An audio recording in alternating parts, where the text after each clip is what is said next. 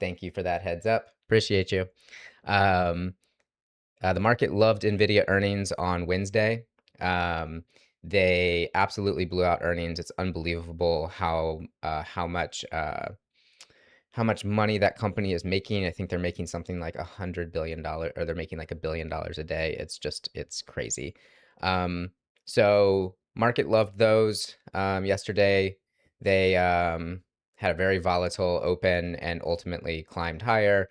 That was after a gap up in the Globex session. They filled that gap and then ran to the upside. It wasn't a very clean move. And this morning, the big headline the is that Fed Chair Warsh is speaking at 9 a.m. Central, 10 a.m. Eastern. The Fed Chair will be speaking, I think, at Jackson Hole, and will be giving some type of guidance on the financial picture for the country ahead. I assume that the market is going to react to that statement. I will not be in position then. If you've watched the stream before, I typically wait for the 30-minute opening range to get set. And since that is basically coinciding with a 30-minute opening range, I believe we also have some other data getting dropped at 9 a.m. Central as well. So probably going to be 15, 20, 30 minutes after the opening range gets set to basically uh, let things settle in before I start touching things.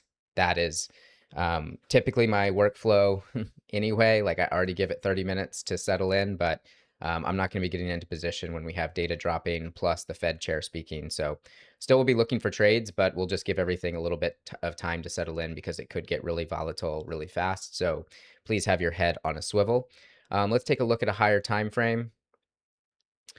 So with the NVIDIA rally is what we'll call it, the market was able to push up out of value, which is kind of where we're hanging out. The top edge of value here is like 556. They tried to get it over this spike from last week here at like 745, but fell short in the overnight session, and we're pulling back now. Prior to NVIDIA, we had a very compressed looking week. And honestly, this move up was very, very choppy, not a very directional move. My guess is that if the market can't get momentum going today, and we start headed back to the downside, that back to the weekly point of control around 220 seems likely to me. If we're able to get up and over this pivot, it gets a little bit more thin to the upside. And I think that with any type of momentum coming out of that speech, that 30K becomes a rather likely target or a very obvious target for buyers. So those are kind of the two things that I'm looking at. I'm going to adjust. These are all the way down here now. I'm going to adjust these because this worked really nicely, and I think it was easier for you guys to see on Wednesday. So this is 119 as the bottom edge of value down here. So this is gonna be way off my screen, but let's get this down here. Come on. Doesn't want me to scroll that far. I'm not going to use that as a reference point. If we get down that far, then we'll worry about it then. To the upside, edge of value here is 557. So let's put that at 557, which is about where price is right now. It actually probably just touched it almost. All right, so that's the top edge of value for the week. Corresponds to the same dashed line that you see here, just so it's a little more of a good reference point. There's a few imbalances from the overnight. There's one here at 620. And the market just put one in here at the open and is retesting it right at the point of control. I don't expect this to move around a lot until the Fed chair speaks. I think it's going to stay pretty compressed unless somebody gets a copy of his speech ahead of time, which that has probably happened before, and I feel like in the current administration seems even more likely that someone would leak something. But if that's not the case, I think we're just going to kind of chop around here until the market listens to him talk. I won't have the speech up. Those are things that you can find on, I think, either the Fed website and or like CNBC or something like that. I don't really have a strong preference as to like what he does or what he says. I'm just going to watch the price action and the order flow afterwards, and we'll react to that accordingly. Let's take a look at the S&P 500 and see what is moving around this morning. See if we can get any hints as to what wants to go where. Leading the way for the NASDAQ is Meta and Apple, both up 1%. Everything else is pretty flat through the middle.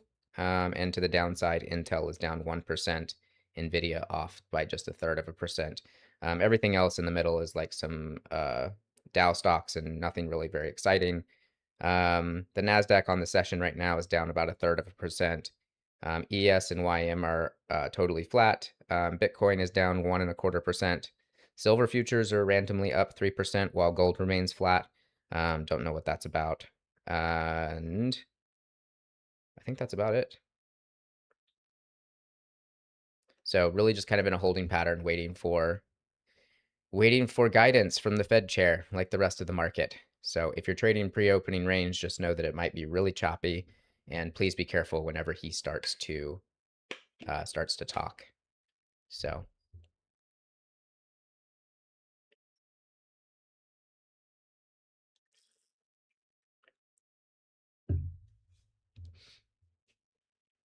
I know some people make really intricate,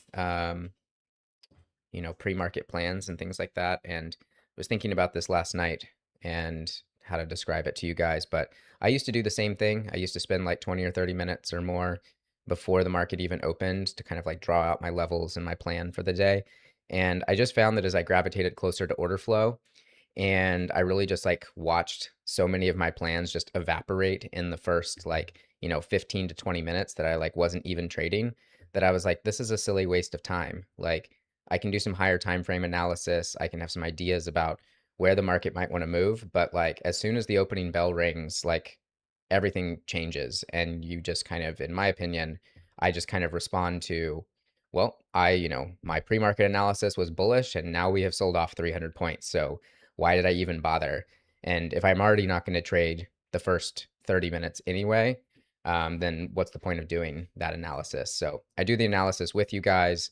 It's my same process, whether I'm on stream or off stream, but I just found that making really intricate pre-market plans not only wasted my time, but also like skewed my bias in ways that were kind of based just on like whatever happened yesterday. And I'm trading today, not yesterday. So I use levels from, the previous day, previous day's high, low, etc. I'm not trading blind, but I just find that like trying to guess what the market's going to do is, you know, not what I want to be doing. So just kind of hovering here in the middle, right at you can see the open and yes, the previous day's close and the Globex open are basically sitting on top of each other, which is why this center number looks so funny.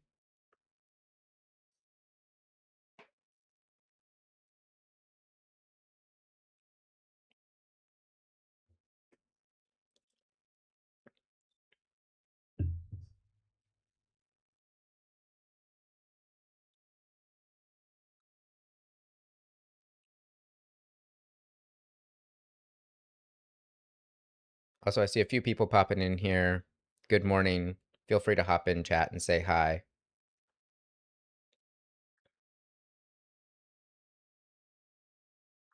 Let us know if you're trading in queue or you're watching something else.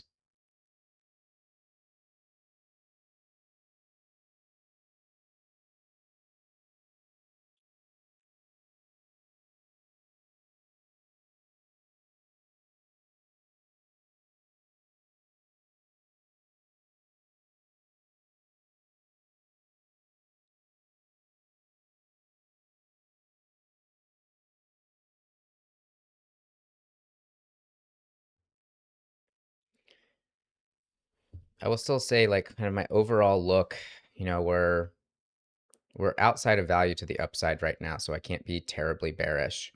But this was kind of a weak move from the Nasdaq on Nvidia earnings. And if you watched yesterday, Nvidia was up whatever it was on earnings, like 5, 7, 8% or whatever it might have been, and the rest of the market was just everything else was red. Everything else looks terrible, absolutely terrible. So that's not usually a good sign. You don't want one stock or just even a couple of stocks, leading the way because it's just fragile. So as soon as their rally stops, then everything can kind of fall apart. But that's something to look for if you're you're watching those types of moves. It doesn't mean you can do anything with them. I think that's been a trap that I've fallen into before where I'm like, well, Nvidia is the only one that's up, so I should short this. And you're like, nah, if the market's still going up, you should not short it.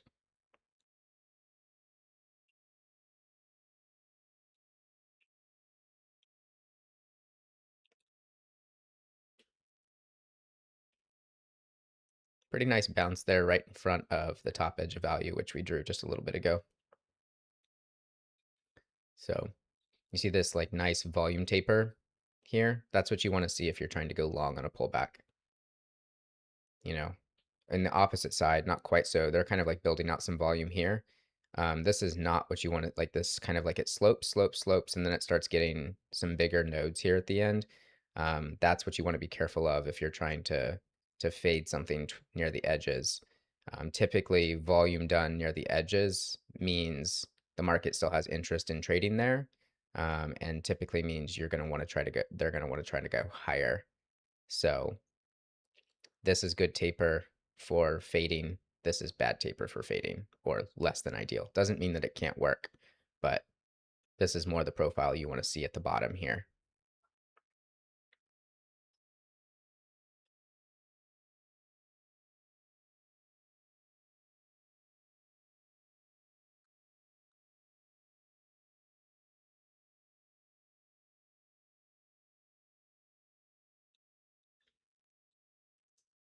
That little marker there is just a little bit of exhaustion, or flagging some exhaustion from the buy side.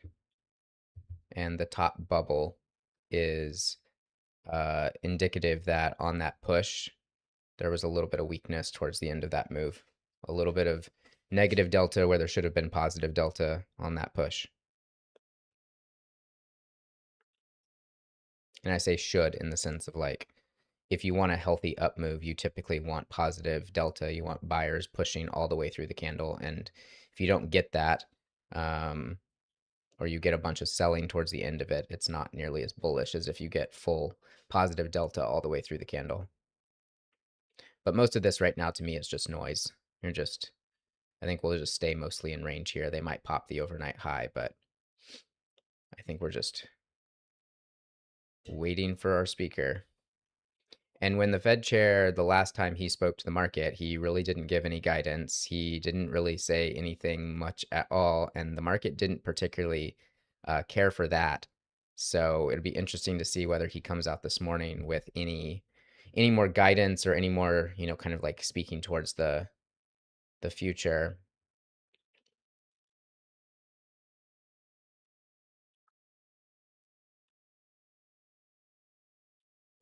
Let me look at the other data that I think we have this morning. I think it might be Michigan Consumer, but don't quote me on that until I look at it. Yeah, it's Michigan Consumer, also comes out at 9.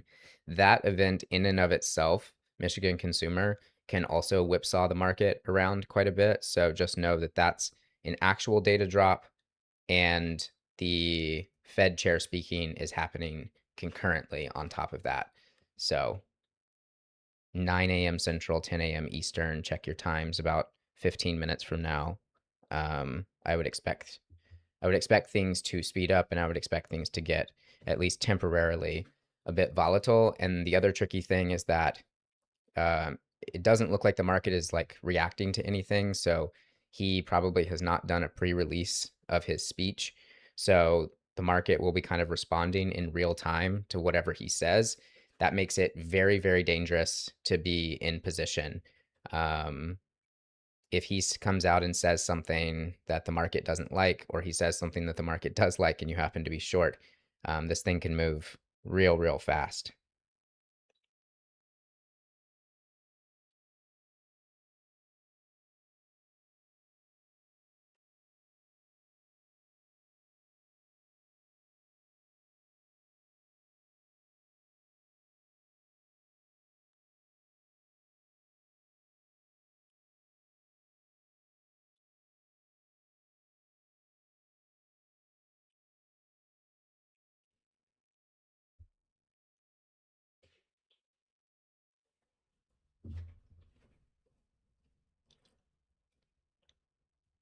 I was joking around with one of our ScalperIQ members this morning and was like, imagine being Fed chair Warsh or the Fed chair in general, and like you can come out and say something and everybody just starts like liquidating their retirement portfolios.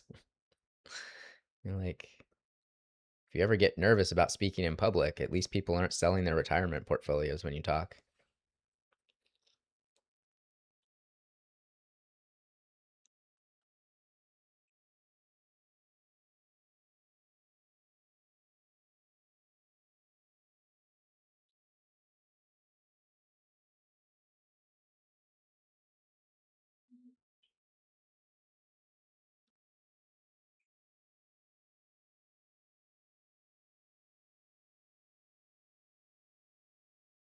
If you got here early enough, you see that we are experimenting with a little like pre-market trivia. So we have a little bit of market trivia because I usually put the stream up about 15 to 20 minutes before I actually come on live just to get people, get the stream out there and let YouTube start doing its thing to push it around to different people. But we did just have kind of like some looping music, but I thought it would be fun to have a little bit of market history, market trivia. So if you missed that this morning, then show up before 8:30 on our next stream, which will be on Monday morning, and you'll be able to play a little trivia and put your answers in chat and see how you hold up.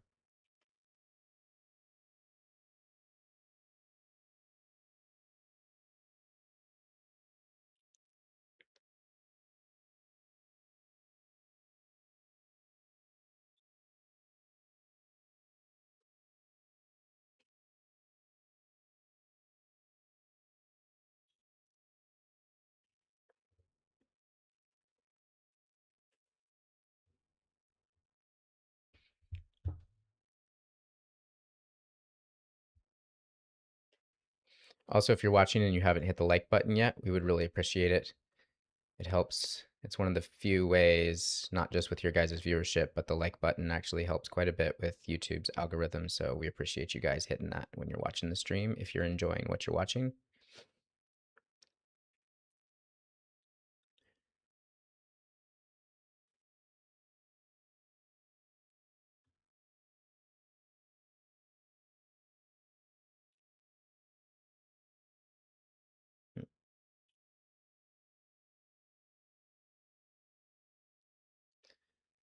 I'm just noticing as I'm like looking, I have my accounts off to one side and they're showing no balance. I'm not sure if that's a motive wave thing or if that's a lucid thing. Trying to decide if I should quickly restart my platform before that.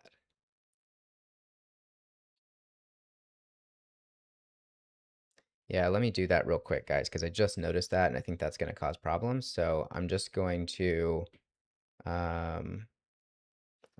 because I think it'll just close it. I'm just gonna close Motive Wave. I'm staying on stream. I'm just gonna restart my platform real quick because I don't like that. So it should just take like 30 seconds.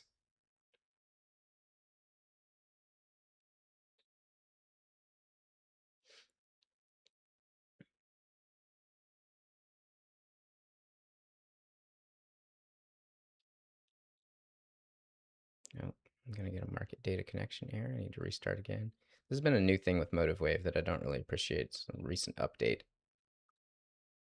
But I did see my accounts showed that they have funds in them, which is rather important. I don't know if it would have actually caused an error, but let's not find out. So appreciate your guys' patience there. That's just, I feel like half of being a trader these days is just like debugging or just like trying to avoid whatever market bugs. But yeah, I just like glanced up in the corner and it like showed my account names, but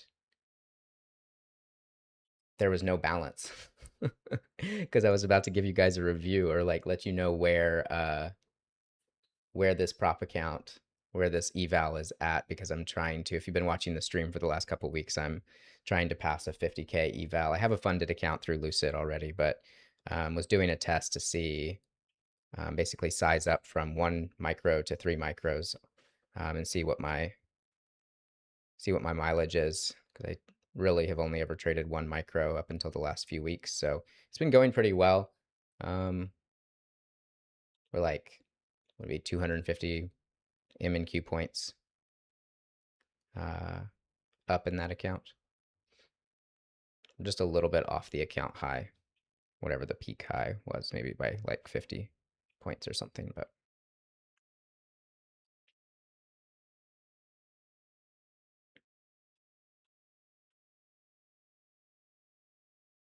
I'm actually I have 3 contracts set here. I'm going to go to 2 for now because I think the volatility is going to be could be really high here in about 10 minutes or so. And we're already, I mean, this tagged 700 here and you're all the way down into the 630s. So that's a 70-point pullback already.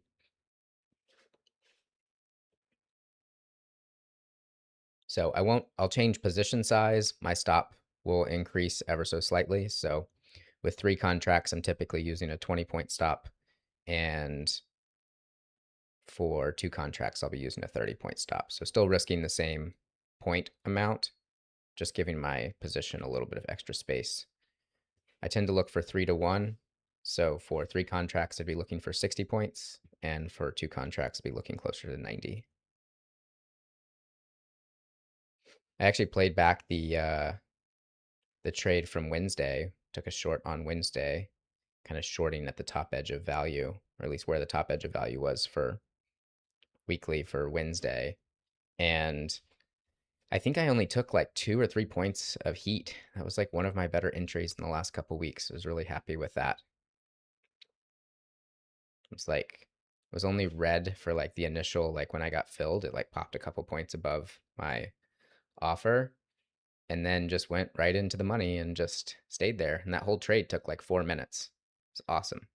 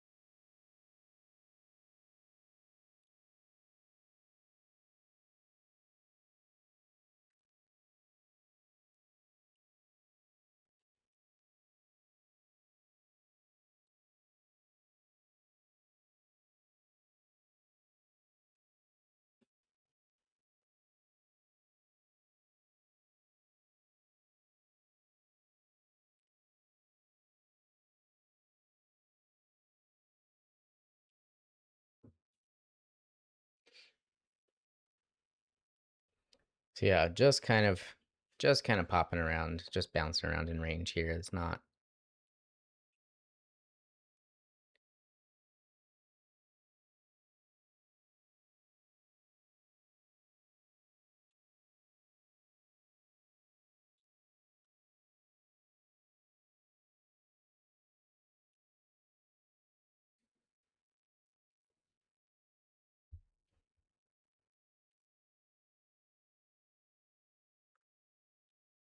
I always feel for like I'm like I know there's some new trader out there, which was me, however many years ago, that like didn't know to look at like whatever the calendar was going to be for the session, is trading pre-opening range, and just has no idea that a potential market missile is headed their way.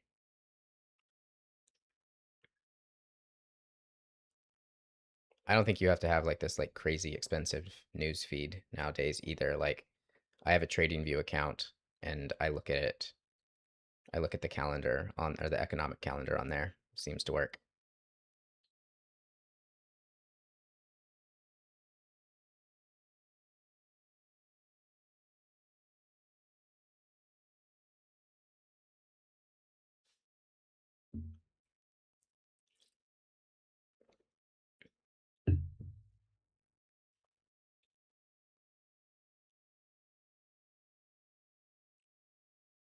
I want to see how big this imbalance is here. This is at, call it 623-ish.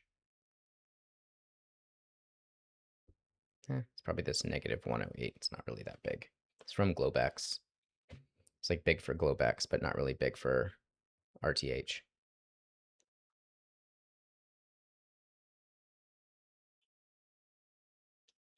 About 5 minutes to go till we do data drop and start of speech if he starts on time.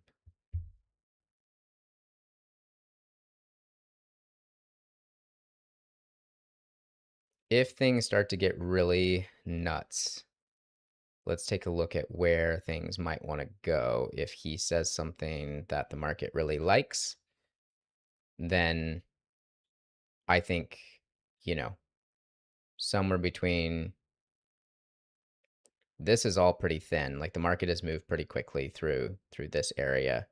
So 30K probably upside target. If they get really excited, then they might want to try to take out this swing high. That's pretty far from price right now, though. But the Fed chair, what he says, especially coming out of Jackson Hole, has been known to move markets in the past. So don't know if this will be the same. If to the downside, you'll have the weekly low. This is all pretty thin here. So I wouldn't be surprised if we do sell off really, really hard to find our ways down below this swing low or into these tops down here around 28K. So I don't know that we're going to move around that much. Just giving you guys the heads up that the market pays attention to what comes out of Jackson Hole, and they will pay attention to what he says here in a few minutes. So head on a swivel. The range that I just gave was almost 2,000 or 2,500 points. So don't know that that's actually going to happen, but I like to think about what it could be doing before it starts doing it so that I'm prepared for whatever this might look like.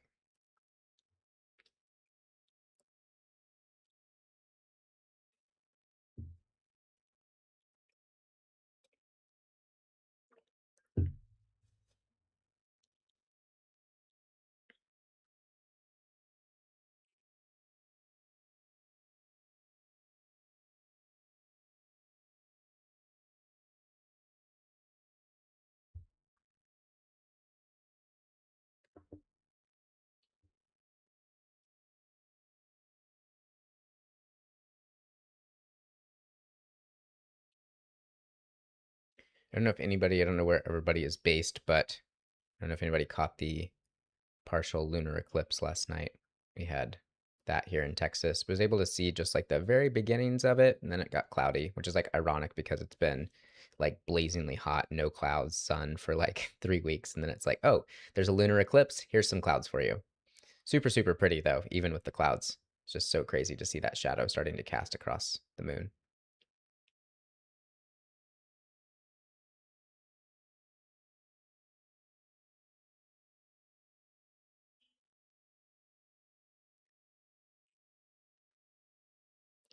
Good morning, Nick. Indeed, another great morning to be alive. It was actually really nice this morning. We got a little bit of rain last night here in Texas. It's like a balmy 80 degrees this morning. I think it's still supposed to be pretty close to 100 today, but I'll enjoy the cool morning while I can get it.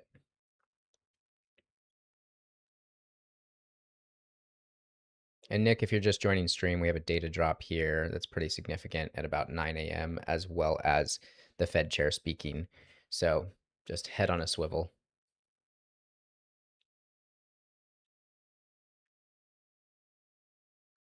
You can see the liquidity starting to pull here. So just things will get thin and it might get really whippy.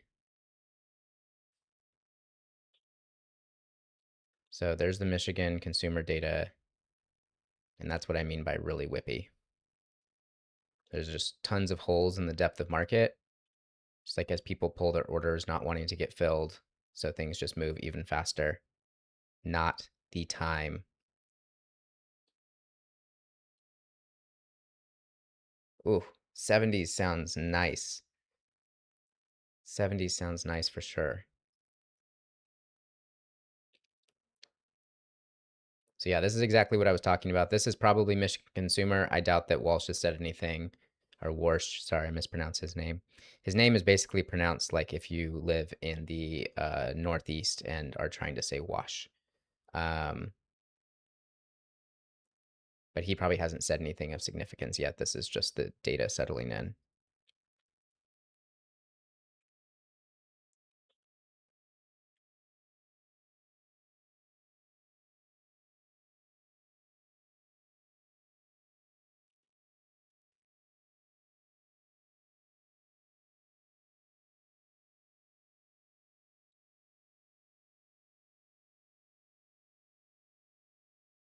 A little bit of an imbalance here. It's not a very big one.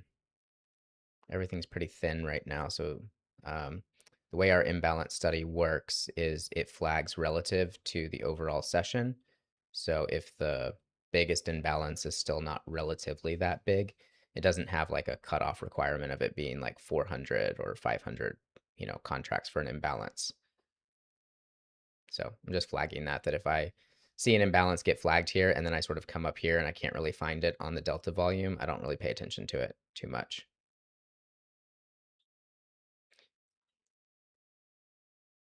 I find this to be like very common data drop behavior. Like they basically just spiked it up, found the high, the RTH high by like a point or two, and then dumped it again.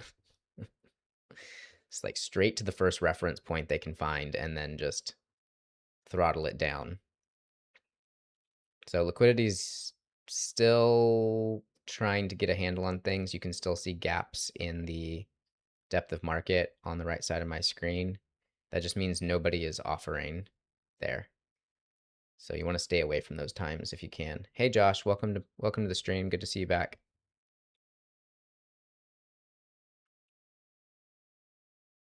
Just watching this data settle in here.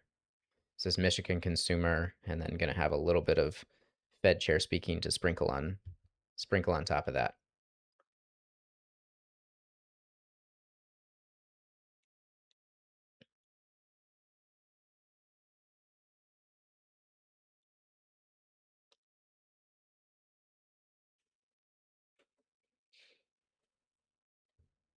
So I typically wait for the opening range. Like typically I would be starting to look for trades here in terms of timing. We just rolled over to 9 a.m. Central here. So we have our reference points for the opening range. So the opening range low is 562 and the upper one is 703. So looking at like 150, 140-ish point opening range, which is actually quite small. But just given the events that are taking place right now, with the Fed chair speaking, I would not be surprised to watch us expand range. And he may come out and it may just be like an absolute nothing burger. Like there, you kind of don't know, which is the whole point of not being in position when he's talking.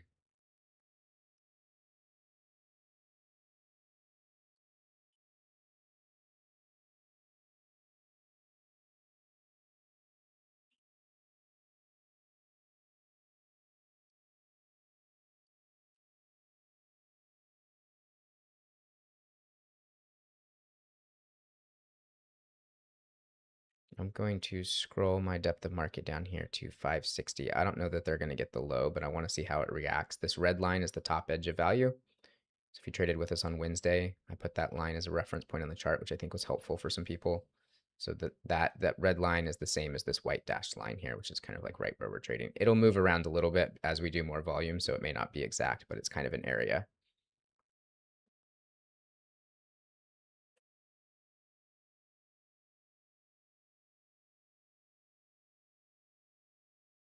I think there's another Fed speaker this morning too. It's a little bit of a minefield for a Friday. Let me see who else is speaking. So Warsh is probably speaking right now. And we have Goolsby at 11:30 a.m. Central Time.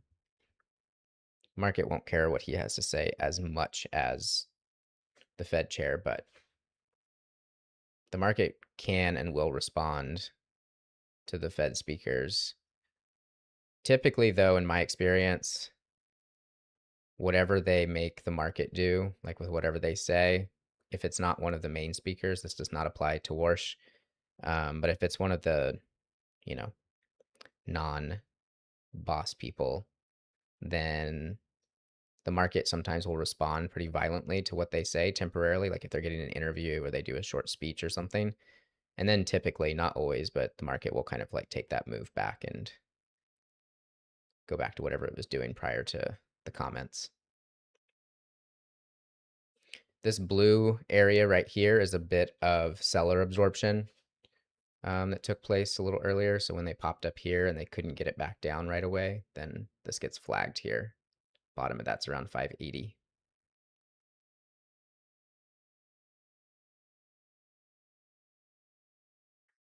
Well, they got the high.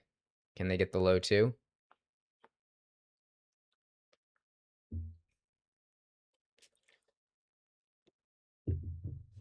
They're gonna try.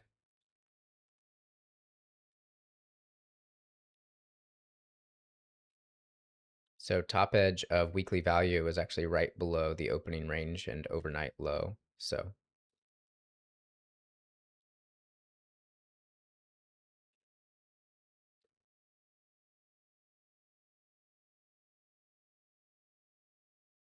bounced right in front of it, at least for a second.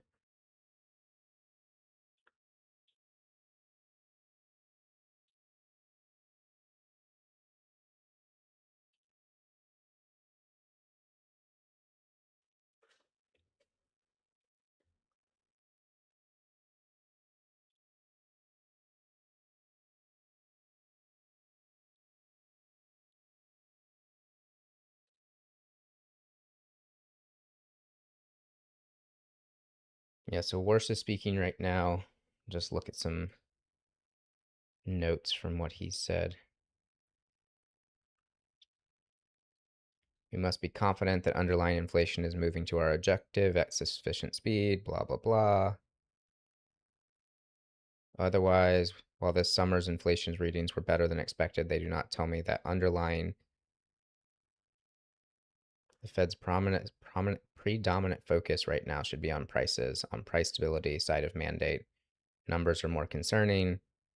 Labor markets are stable. Main Street and Wall Street have been remarkably resilient. The role of forward guidance should be limited, so he's punting again. He hasn't really said anything interesting yet, which is why we're not doing anything. Yeah, when he came out earlier this year for his first little speech and the market was looking for guidance, he gave them 0. So looks like that's kind of what he's doing again. Very helpful from the Fed chair when kind of your one guide is to, be the person that the market looks towards for guidance.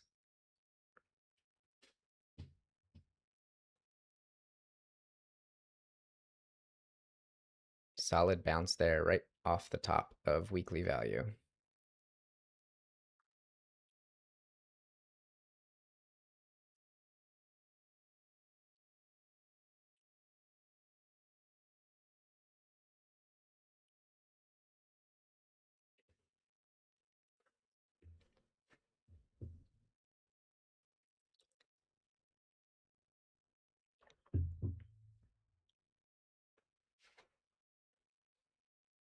I didn't trade yesterday's open. I was out of office, but I was just watching the 5-minute chart on my phone, and it was just a mess on the NASDAQ to open. I mean, it was post NVIDIA earnings, but it was like so many giant 5-minute candles just like overlapping each other and not going anywhere. Just some crazy rotations. Honestly, today's not that different so far.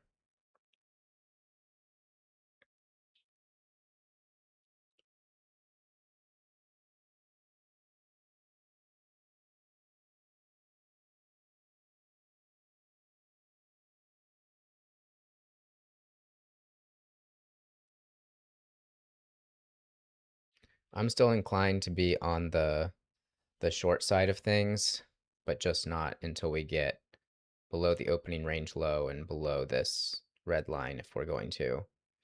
And the main reason why is that like we had such a compressed week for Monday and Tuesday. This pop is from NVIDIA earnings, but like we didn't really go that far. We didn't even really get back to last week's mid, and now we're just kind of chopping around here at the edge of value again. So it just wasn't the most convincing move. And if you happen to be watching NVIDIA earnings, they blew out earnings again. Just company is making so much money. I think they said they're making like $1 billion a day now, is what they're projecting for their next quarter. Anyway, uh, yesterday though, they were up like 7 or 8%, so the Nasdaq was up accordingly. But like almost everything else was like red, red. So that's not typically healthy or what you want to see for markets.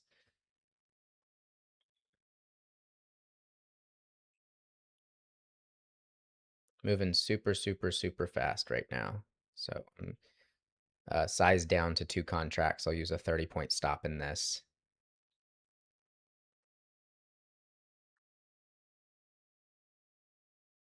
All right, starting to get below the edge of value there. But thin so far. Zoom this out just a little bit.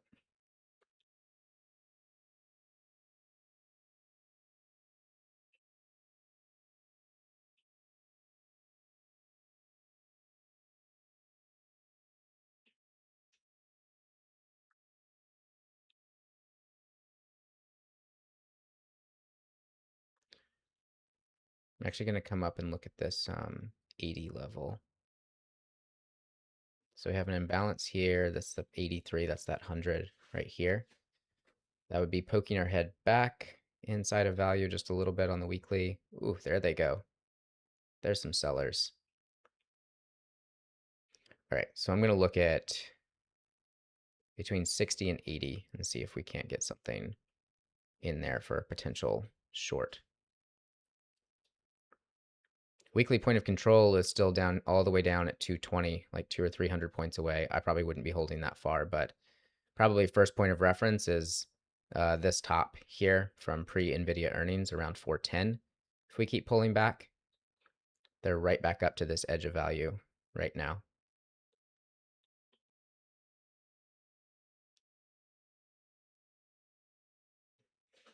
And they very much disrespected that, so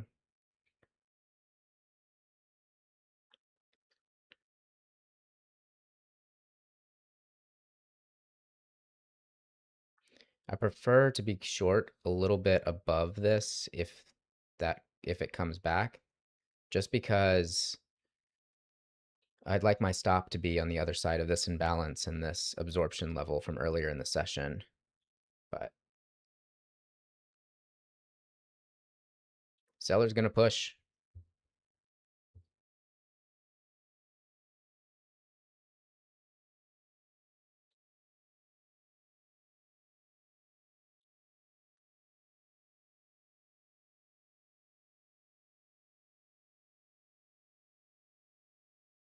So another imbalance down here. 17. That's just this cluster. It's not really that big. So I'm going to scroll up and look at 60. That's where I want to see this come back to if we're going to try to get short. Otherwise, we'll have to wait for it to set up a little bit lower. Also, it's trading super, super, super fast. So be careful, size down. Don't be a hero. It's a Friday. Don't wreck your week.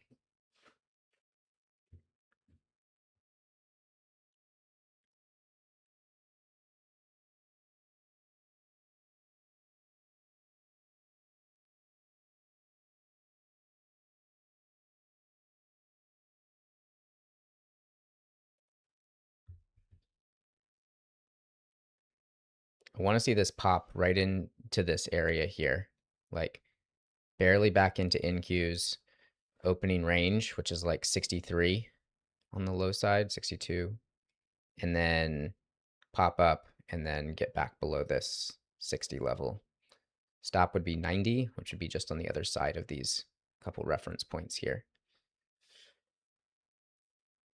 But I need to see it trade. I need to see it trade there because we're moving so fast that I don't think it's going to come and like cleanly hold one price.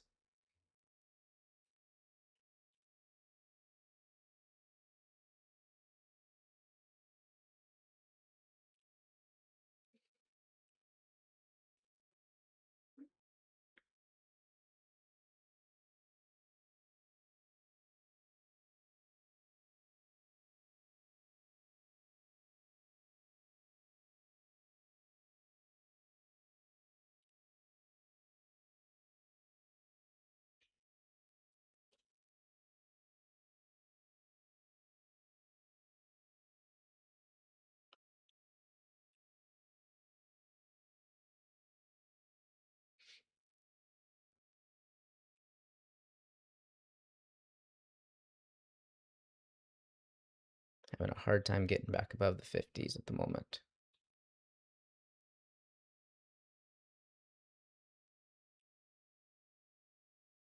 All right, so that's back up. That's into the opening range.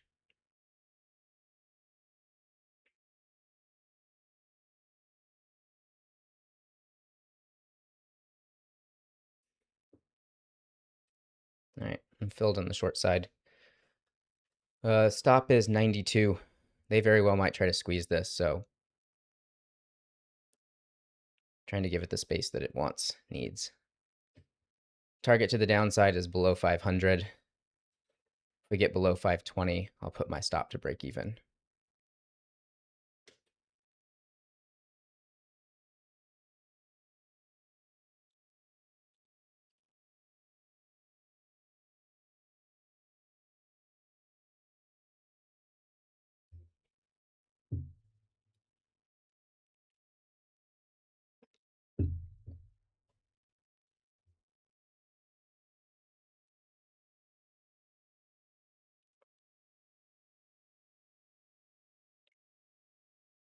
Oop, well, that might not last very long.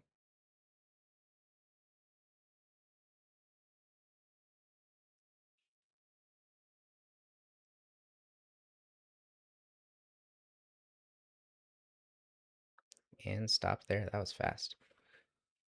We'll look for potentially take the same trade again, just wait for it to roll over.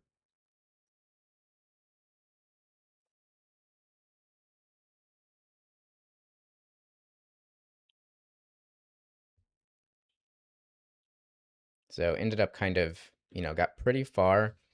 Your top edge of value also migrated as we did volume here. So really that level is closer to 620 now. So this line has moved up, but 620 is also right in the middle of range. I'm not going to touch it here.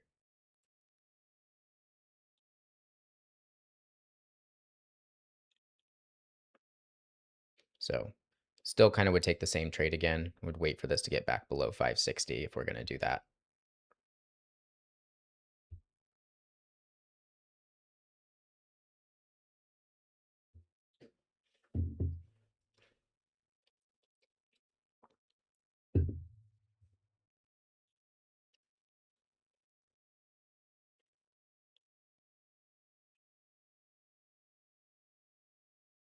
Just went right back to the point of control. It's a pretty good long trade if you were looking for that side of things.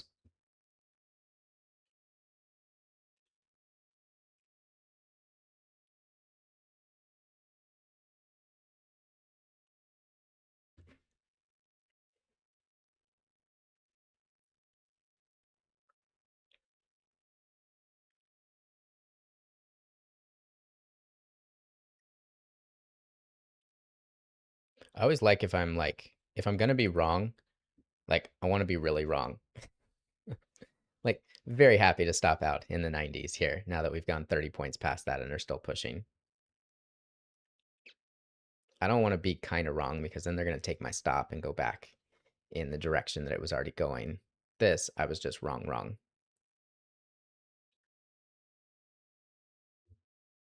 want to see what they held. Yeah, just kind of below some of these swing lows and yesterday's Globex open, but this bubble here we saw pop up in real time is just showing that there was some weakness on that push, and there definitely was.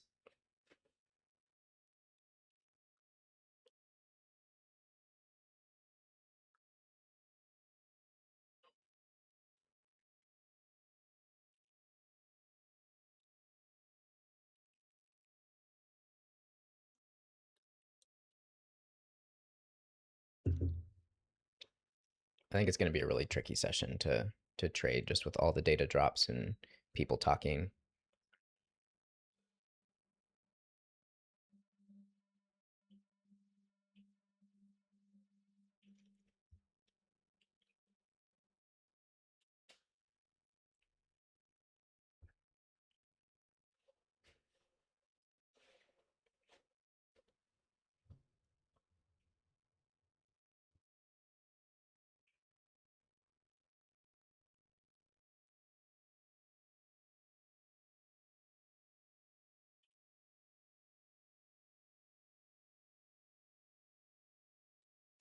Also, I see some other people have joined. Welcome to the stream. Feel free to hop in chat and say hi.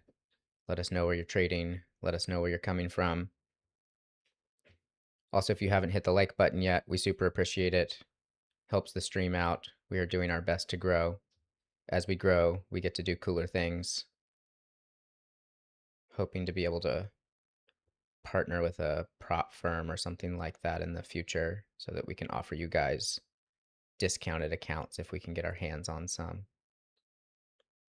But we still in the growth process, so we appreciate you guys being here on the early side and supporting the stream.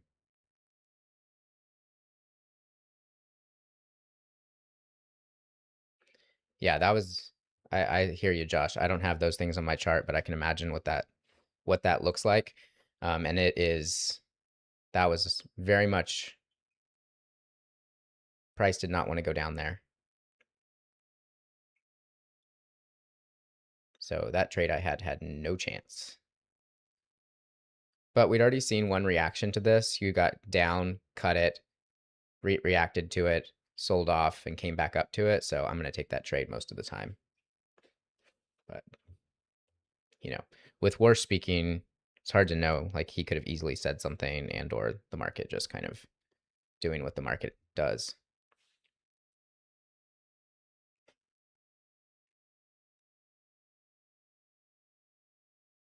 I would not get in front of this right now, though. It's got a lot of momentum.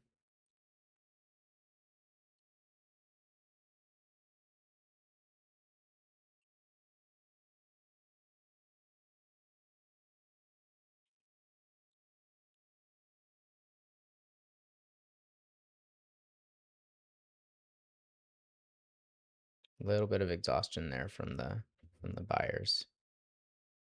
Doesn't mean it's going to roll over, but just a little bit of a pause.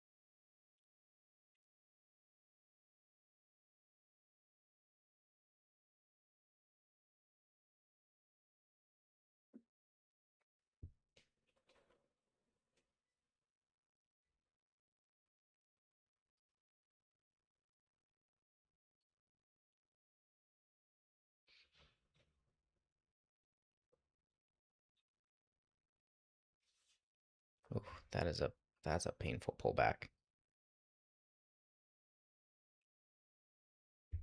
These are some very wide range rotations right now. So as I've said a couple times on the stream, continue to be prudent with your risk. Is moving around quite quickly. That was a 180 point move there off of the session low. Basically with no pullbacks until this one.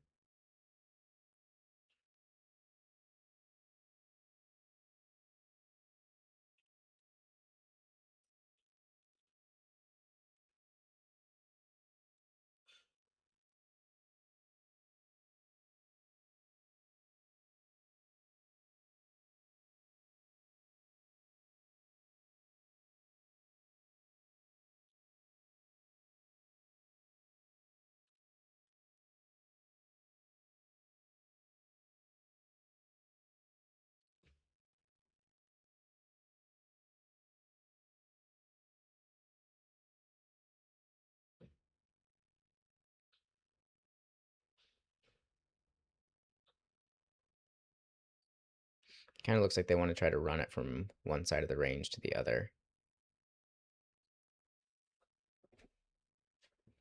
And check a higher time frame. It's a wild looking hourly candle there.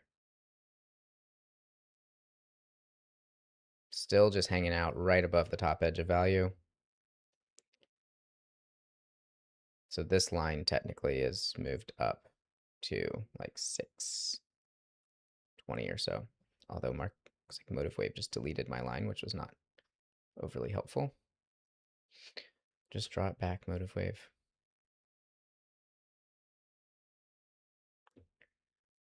Mm-hmm.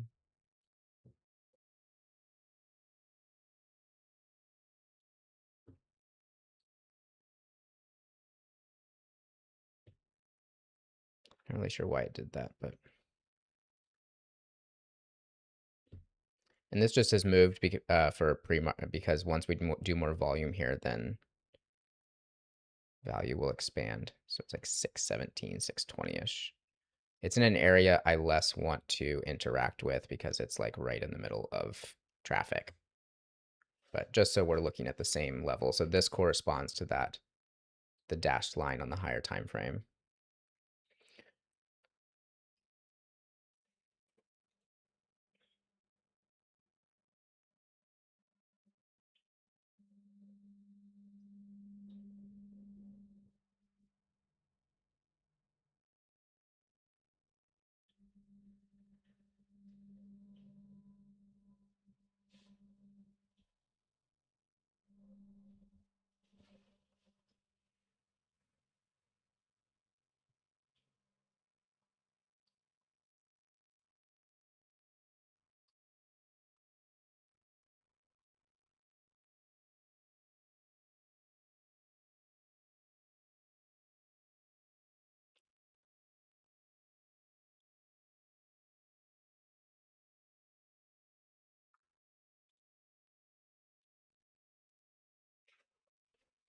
I'm mostly leaning on the short side just because I think the higher time frame just looks crappy. You know, like that move from Nvidia got us up a little bit from the middle of the week, but we just haven't gone anywhere since then. And the momentum yesterday really kind of wasn't so good in tech. It was mostly just Nvidia dragging everybody up, dragging the indexes up.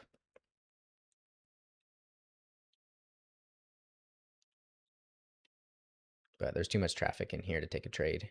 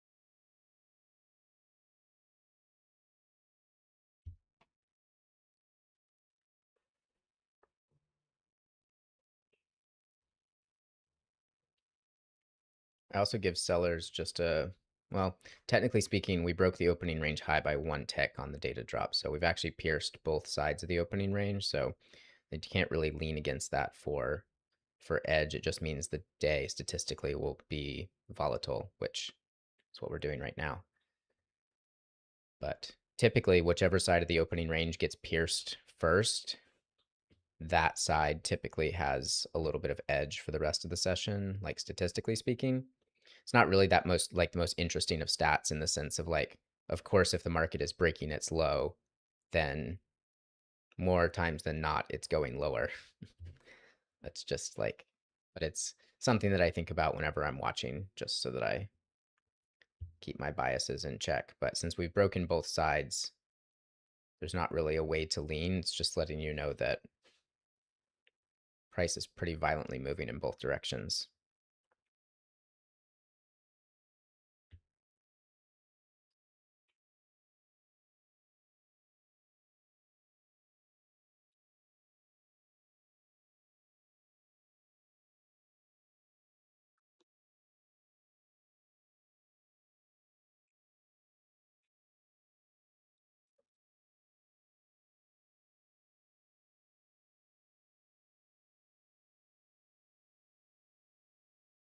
Some pretty nasty moves just in the in this tight range here. It's bouncing around like 30 points at a time.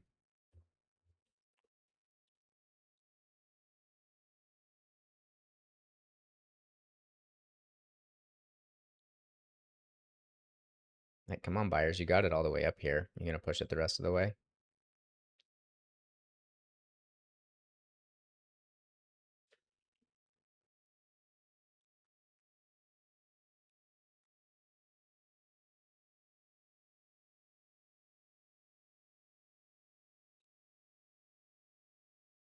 Some very persistent sellers there at 660.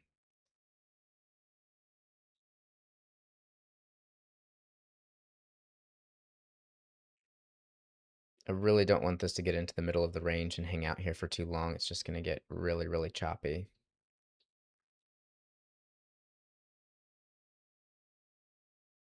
Like, I got stopped on this rotation, but I love rotations like that. Because if I'm on the right side of it, then, your trade doesn't, I'm not in position for very long. I mean, you saw me get stopped there in about 1 minute. So, and I prefer to get stopped in 1 minute. I hate being in trades where I'm like, holding it for 20 or 30 or 45 minutes and then ultimately get stopped. I feel like it just, for me, just drains mental capital more to be in position than it is to be watching. So if they want to come take my stop in the first minute, I'm like, come and get it. Get it over with.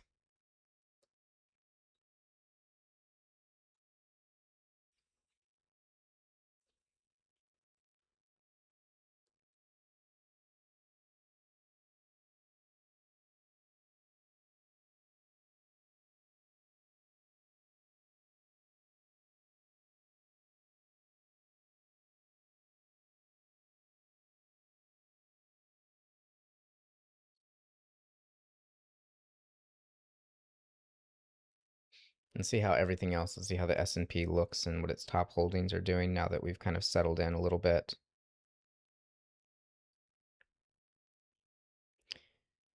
All right. So a bunch of stuff that's just kind of up like 1-ish%. AT&T is leading the way in the S&P 500. Nvidia down 1.5%-ish. Everything else is pretty flat. So tech getting a little bit of movement, like Google just went over 1%. Microsoft is the same. Amazon is the highest of those.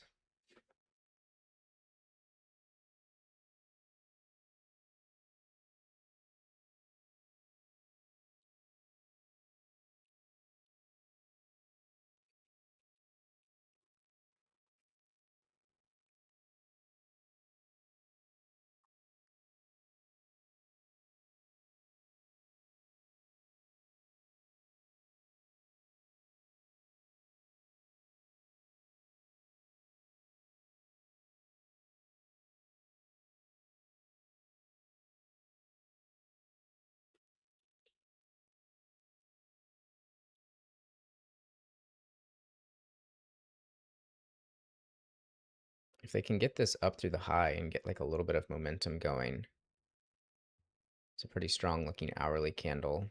Long wick to the downside. Just trying to put a little body on it.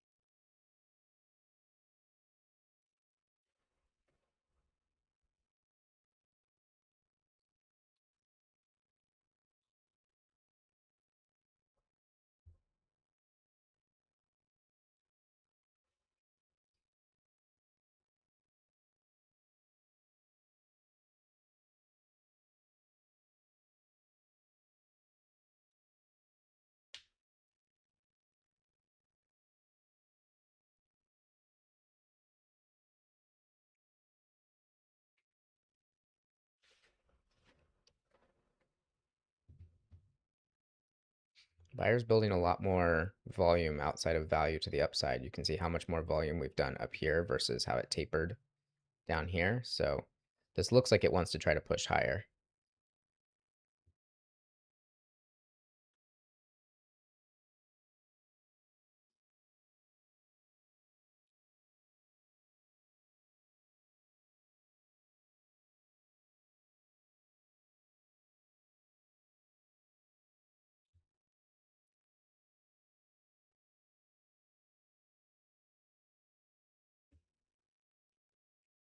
See if there's any big liquidity up here. There's 50 contracts here at 700. That's not very far from price. 70 up at 722. Not much else. Don't see anything like super, super, super big. Wow, there's a bunch stacked up there near 800. And when I'm doing this, I'm just looking for like really large, like 400 or 500 contract offers, although this is rather interesting to see too. That's 790. Let's see where that corresponds to on a higher time frame. Just over this pivot high from last week is what that looks like, what they're offering.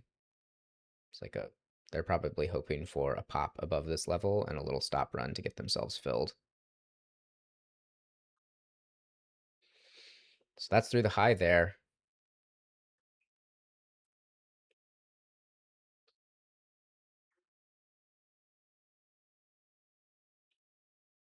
I think this is where this wants to try to go to the upside. So I may start to look for a pullback if we can find one.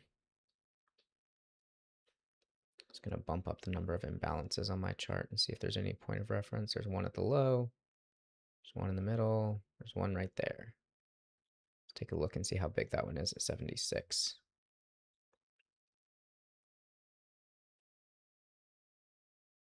Not very big. Hard to even pick out in here. Keep it up just as kind of a point of reference. They respected it exactly on the rally up. So we have seen some reactions to it, and you see them get above it and hold it here. So let's see if we get a pullback into 76-ish.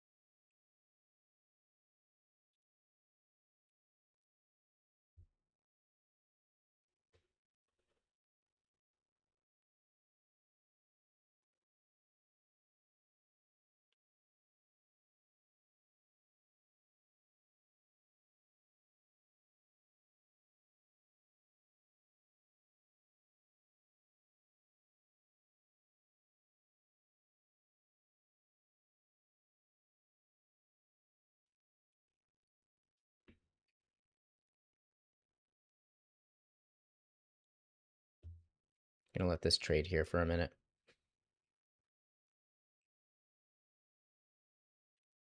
But they respected 76 the first time they saw it.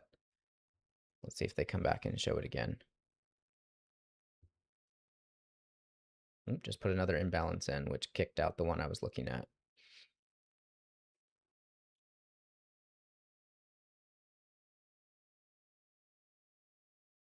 Getting a little size thrown around up here from the buyers.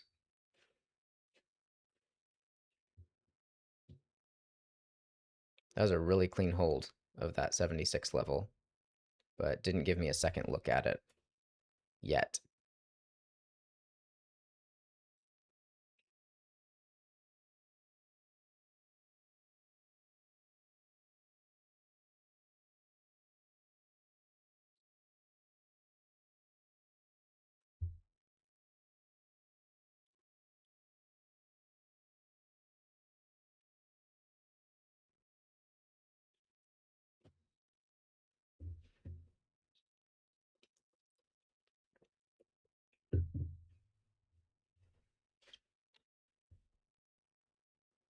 Well, I'm watching 76. They keep throwing in balances that are bigger than the one that I'm watching, so I'll let them just keep doing that. I'm just going to turn some of these off now. I know what level I'm looking at, and I have told you guys, so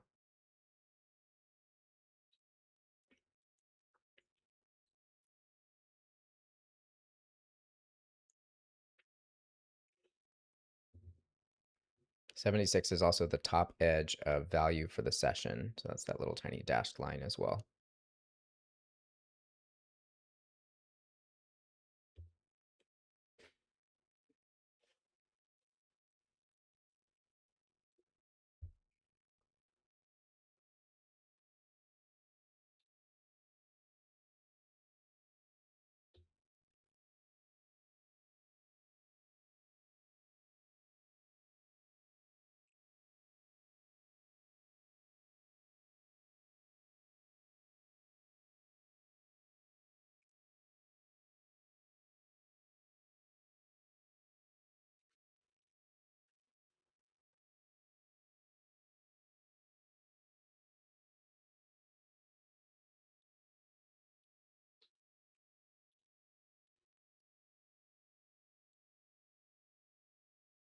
Yeah, as I've said on stream before, like, this, when price does this right here, like just kind of sideways, I'm able to get an entry because it's like I can actually watch this level trade to see if there's going to be buyers or sellers or whatever I'm looking for there. But like when it comes back and spends 5 seconds here, like I'm not somebody that just puts my offer there or my bid there to wait for price to come back. I want to see it trade there for a minute, and if it leaves me behind, then leaves me behind. Look for another trade. Still watching the same area.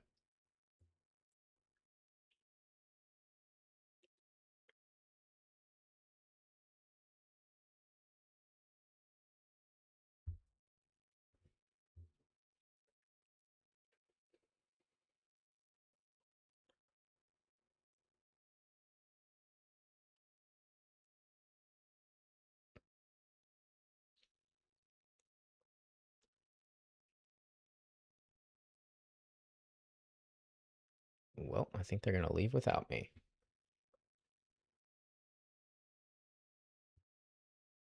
They're going to go right for those 50 set of 50 contracts, aren't they? This is like up here, 96. So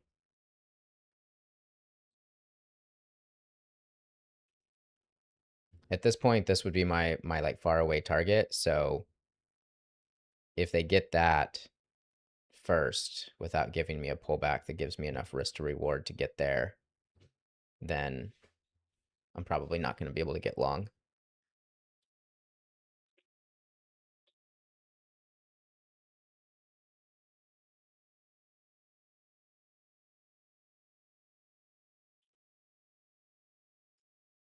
Like my preference is, if I'm using a 30-point stop, is to not be long. I'd rather be long below 700 because I don't know that the market will get all the way here. Sometimes when you see liquidity like this, it's a magnet, but price doesn't necessarily always get all the way there.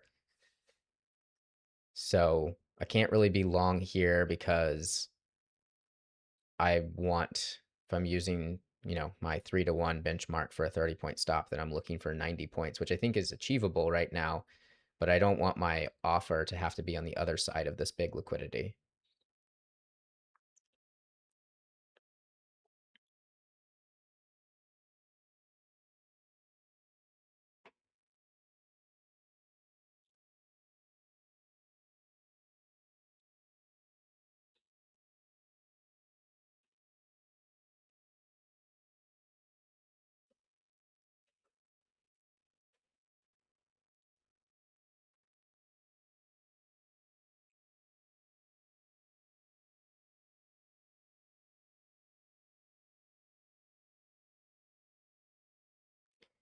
Man, like it got shot out of a cannon at the lows.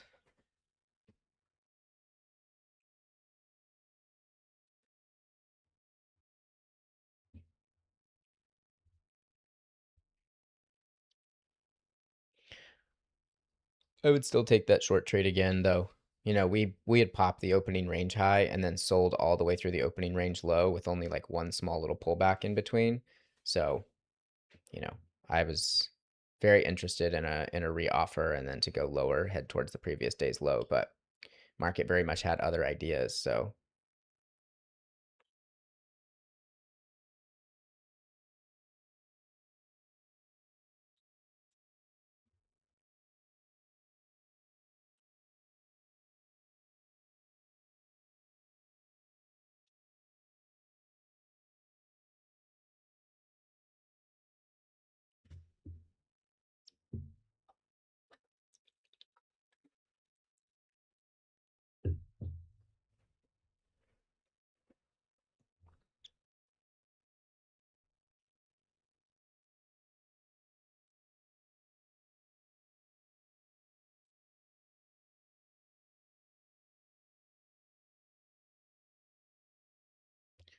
Well, my 76 idea was pretty good.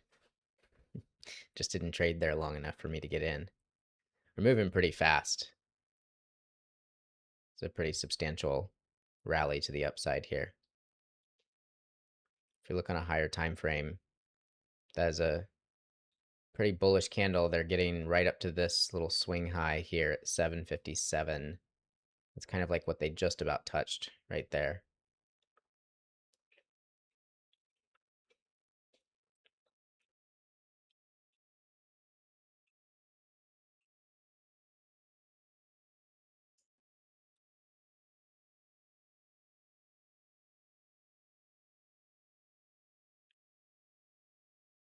So I was leaning to the sell side just because the higher time frame looked really choppy and having a hard time staying outside of value. But you can't, in my opinion, you don't want to be fading. This is a 250 point move off the lows with only really like one area of pullback. Yeah, 100%, Josh. That's the good old saying. The market can remain irrational longer than I can remain solvent. So yeah, like to me, taking a short down here, being wrong, 100% okay. You know, stuck to my analysis.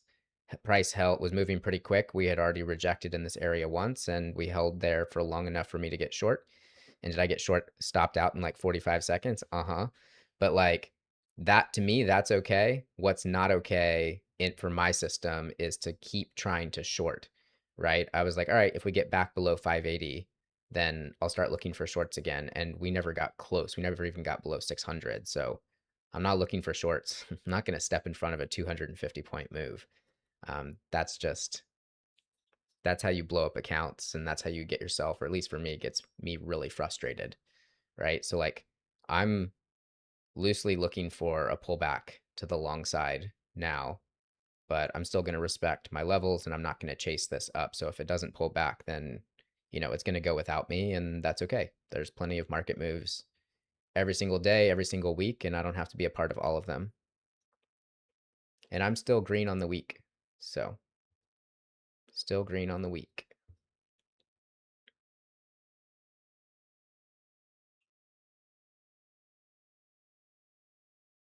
It's the other reason that I really love 3-to-1 risk.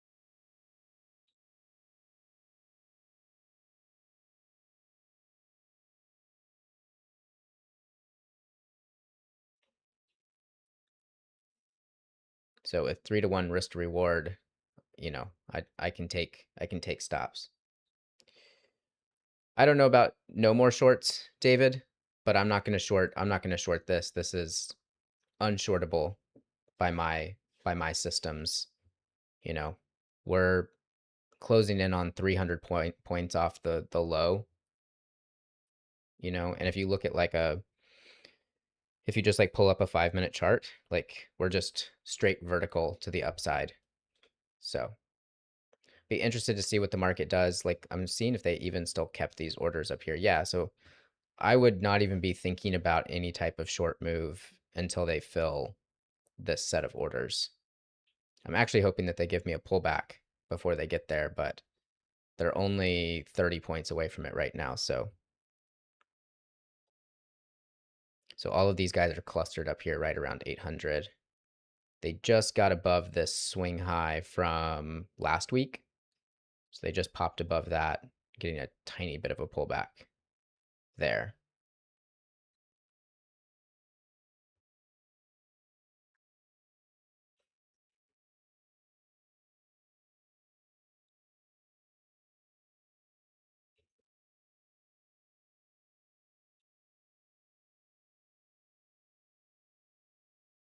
But yeah, I kind of don't. I come in with, I have my like whatever you would call it. I have my biases or my ideas about where I think the market is going to go. And I thought we looked pretty weak up here, just kind of consolidating above the top edge of value. And we broke the opening range low, basically went from opening range high to opening range low. And so, at that point, I was looking for shorts, but I kind of don't really ever have a session where I'm like, well, I'm not shorting anymore. because if some news thing happens or, NQ liquidates 200 points down from this area, yeah, I might still look for shorts. But just because of that, when we're above the opening range high, we're above that pivot at the moment from last week, we're outside of value to the upside for this week. Those are all not bearish things. So I got to take shorts off the table for the time being.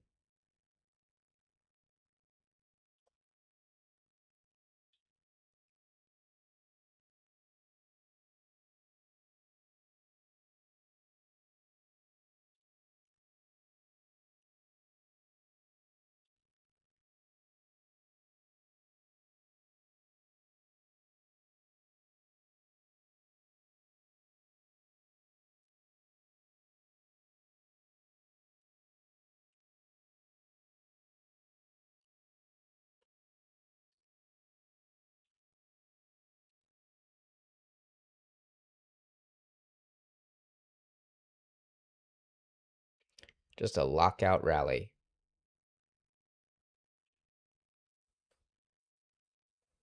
Basically gave you one look in here at a pullback, but this is like so much traffic and so much inside, like right in the center of everything. I really wouldn't have been looking for a trade even on a pullback there. So I was looking at 76, which they tagged perfectly, but they held it like it's like a 5-second little pullback and then went. So no way for me and my system to get in there.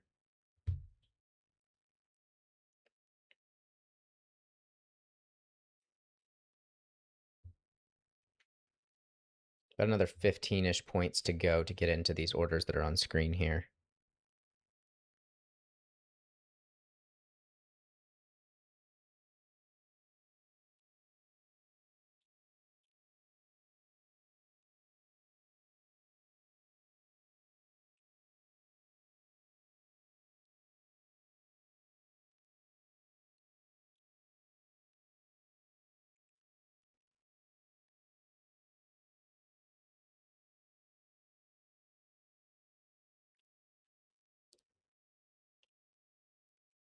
Some of this may also be de-risking for after Warsh is done speaking. So if people have short hedges on and then he doesn't say anything super bearish, then people take the short hedges off.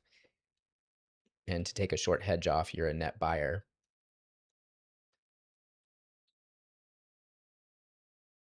But this is going to be a pretty bullish hourly candle.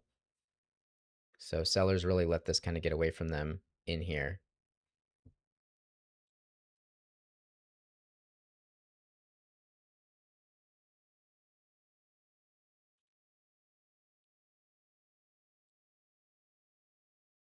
And here they come. Let's see if they fill these orders.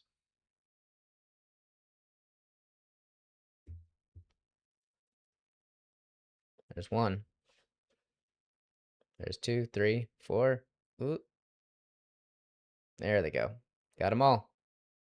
That's why I look further out on the depth of market, and that's why I really wanted to be long at 76 was I saw those orders stacked up there.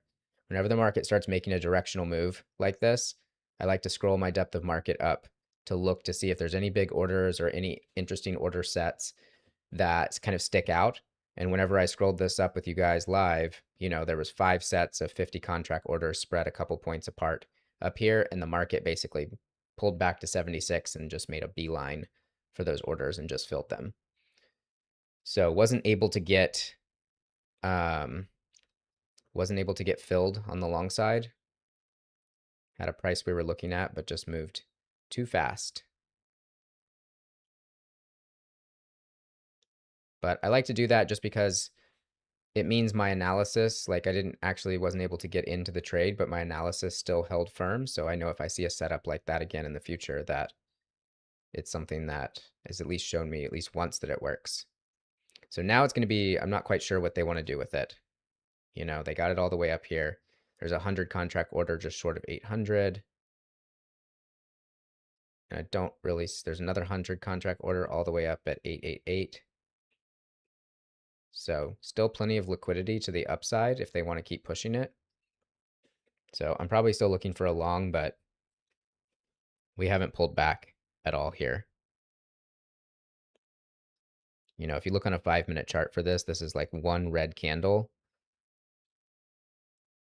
and the rest of it is just like one straight green up move from the bottom. So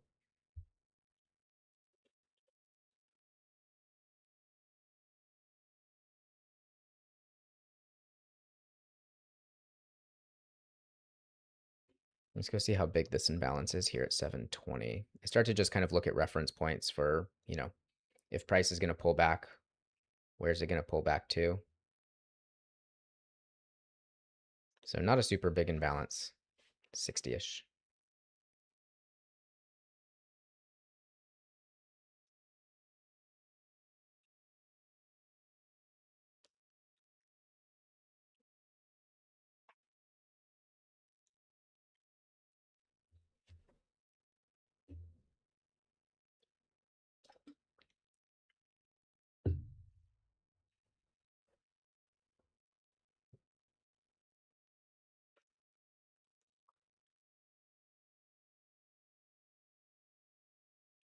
I used to try to fade these moves, especially if I was already shorting earlier in the session.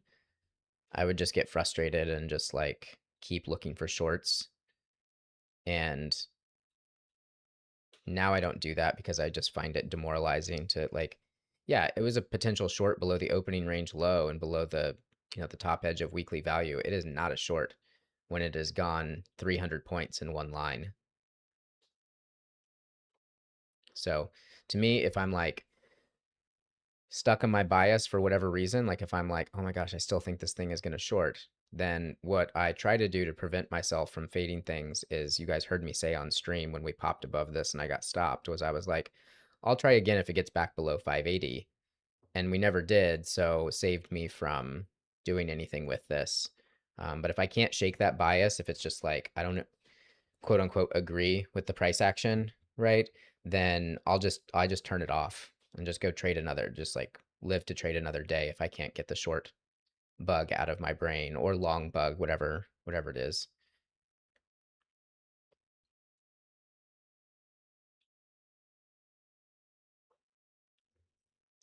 Looks like they just filled that 100 contract order there right below 800.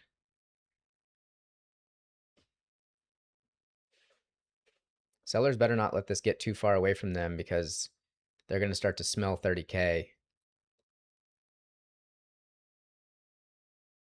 I mean, it's only another 200 points away after we just did 300 points straight up. So probably needs a pullback. I don't think we're going to go to 30K in one line, but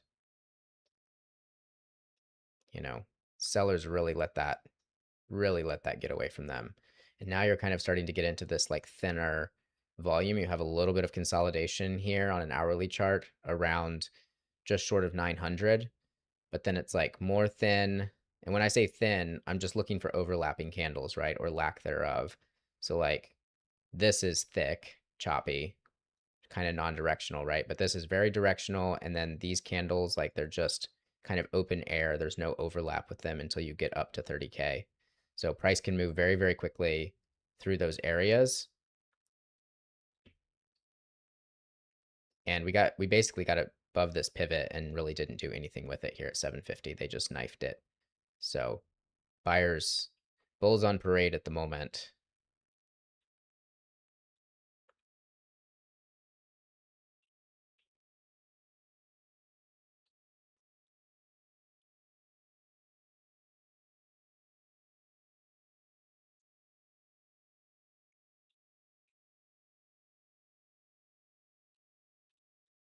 But this has been a pretty aggressive move to the upside. I would expect a kind of reflexive, deeper pullback. We'll see what price does there. It's going to kind of have to show me where it wants to hold.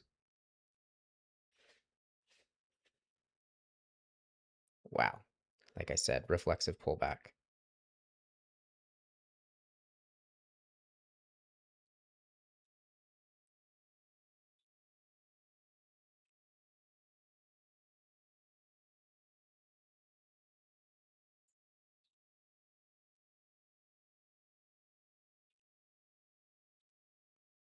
So just kind of waiting for something else to set up here. You know, we're far, my closest reference point here is this imbalance down at like 720-ish. The other area that it might try to hold that is less of an order flow signal and more of like just a structural thing is they might come back to 750 to try to hold that top. But still feel like I need to use a 30-point stop just given how rangy we are and how fast we're moving. So still looking for 90 points. So like 750 is like, you know, I'm asking for it to make a new high and get, you know, 30 points above the high for my take profit if I were to get long at 750. That's not my favorite.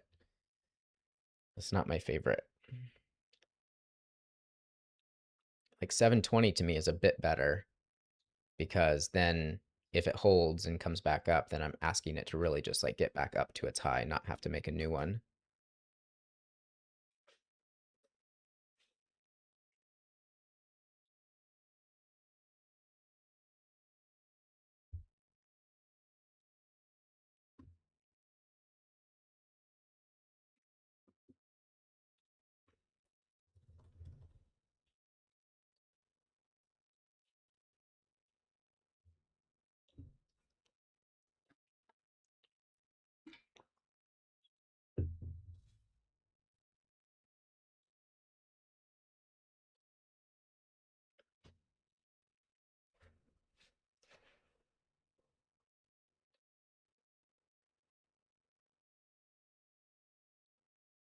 You just have to remind yourself when, you know, if you're like trying to get long here and like price just like keeps running away from you, that like there's always a pullback.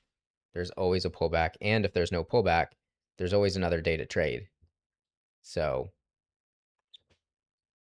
to me, it's most important to get a good price with good stop loss placement and a reasonable target than it is to just like have to participate in this up move.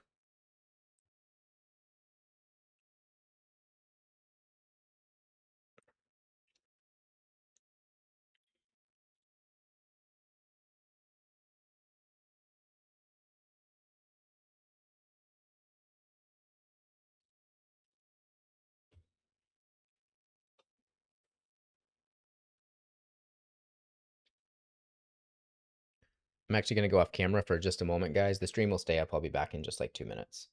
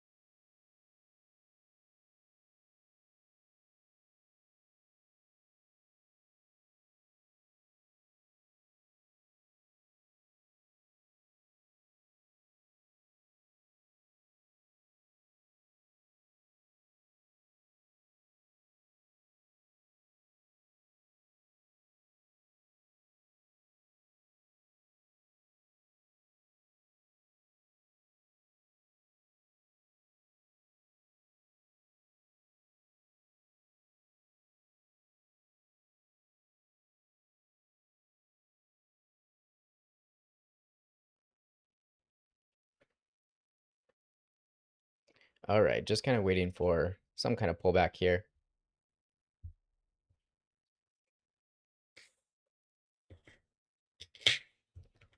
Had to get a beverage. What are we drinking today? This is hop water. It's blood orange flavored, which isn't my favorite, but unfortunately the fridge is out of just regular seltzer, so I'll suffer through. It's not that I don't like blood orange as a flavor. It's fine. I don't really like flavored seltzer water. I think it's like either be soda or be water. Like don't be in between.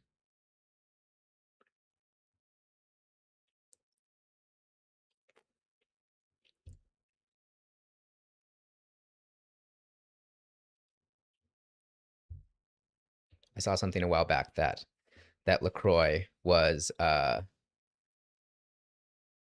like the way to describe LaCroix flavor is like somebody yelling a fruit name from the other room. Like, oh, it's so accurate. Yeah, I love seltzer. I'm like a huge seltzer fan. But like I went to a party the other night where like I didn't know I like knew people, but like it was a little some people that I wasn't around very often, and I was just kind of, doing the socially nice thing, and somebody like handed was like, "Oh, do you want seltzer?" And I was like, "Yeah, hell yeah, I want seltzer." And they like handed me some kind of like cranberry, I don't even know what it was. I was like, "Oh, smile. Thank you. This tastes terrible." But I do like hop water though. I just don't like flavored hop water. Like regular hop water is actually quite good, because I don't drink alcohol. Um, so, and I'm not like a never drink alcohol ever. I just like, if I go out for a birthday or an anniversary, I might have like one drink or something, but I just don't drink throughout the regular week.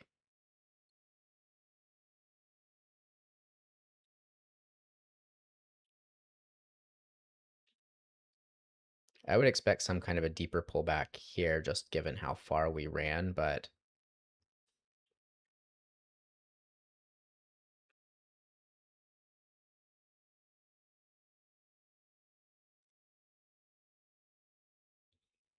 so like whenever we do something like this and we rally so far, right? And I'm kind of saying that this imbalance down here, which actually isn't even really that big, um, down here at like 720 is like my first sort of like point of reference.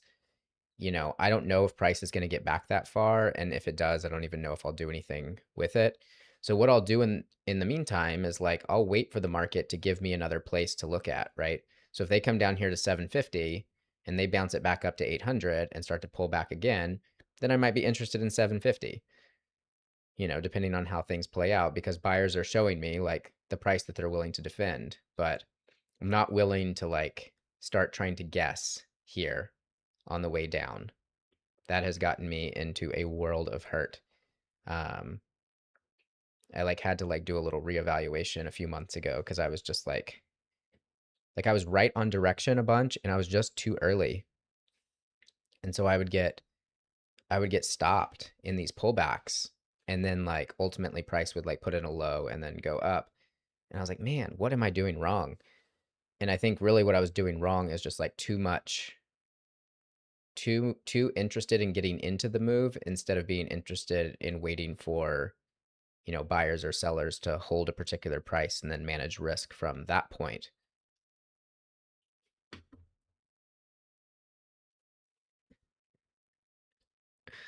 One of our members just said that uh, the market hate sold when Warsh was talking and then rocket up when he stopped. So confirmed that America hates him. Yeah, I think that you never know why some of this happens, but my guess is that the market, some participants were positioned more to the short side just as a hedge in case he came out and said something really bearish. And it looked like he kind of punted again and didn't really say anything very interesting. I'm going to scroll down to this 20 level as we're already back down into the 40s. So not going to buy this when it gets there. Just there's a big buyer waiting here. And I just want to see how price trades if we get back into that area. So anyway, when the market is like unsure about direction, and maybe they're like just protecting themselves to the downside. So then you have short hedges on, which means that you're short either the NASDAQ or whatever futures contract, just to kind of offset any risk to the downside. And then if he comes out and he just like doesn't say anything super bearish, then the market wants to take those hedges off. And so to get out of a short position, you have to buy. And that very well could be what a lot of this move is. Not to say that there's not organic buying happening too, but sometimes that's why you see those kind of like, if you're looking at this and you're like, why did we sell off first and then go? Sometimes that's why. But coming back down in a hurry here,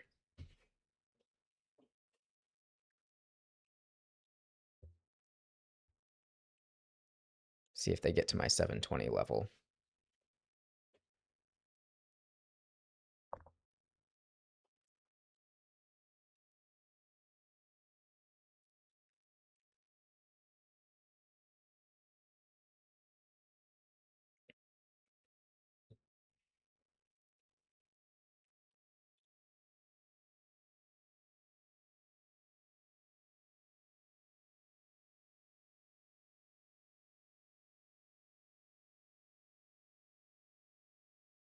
So if this sets up around 720, I would actually like to be long a little bit below 620, like even like 17 or something like that, because my 30-point stop, if I'm long right at 720, is like right at this imbalance level.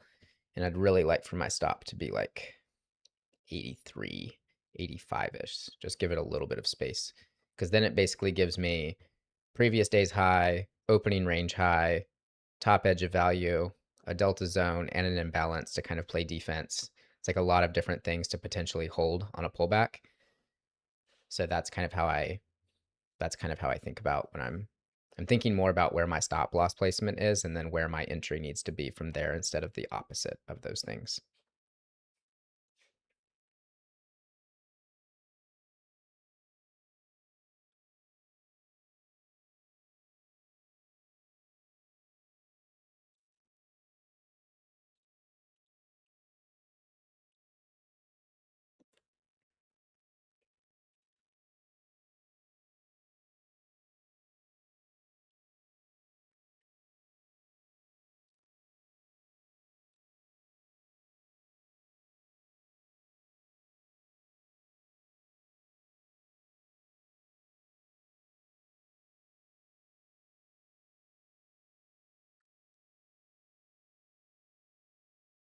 The other danger of these type of moves, if it is short hedges coming off, which there's no way to know that, so you have to just treat it as like regular buying. But I keep it in the back of my head because if this move up is just a lot of short hedges coming off and there's nobody really interested in actually buying up here, rather than just covering their positions, then once that hedge comes off, are there any buyers left? Which obviously getting stuff above the previous day's high and rallying like this, you can attract more buyers, but something to consider. Also, I see a few new people that have joined us. Welcome to the stream. Feel free to hop in chat and say hi. Let us know where you're coming from. Let us know what you're trading if you're not trading NQ. Feel free to hit the like button or the subscribe button. We're here Monday, Wednesday, and Friday, 8:30 to usually like 11:30 Central, noonish Central.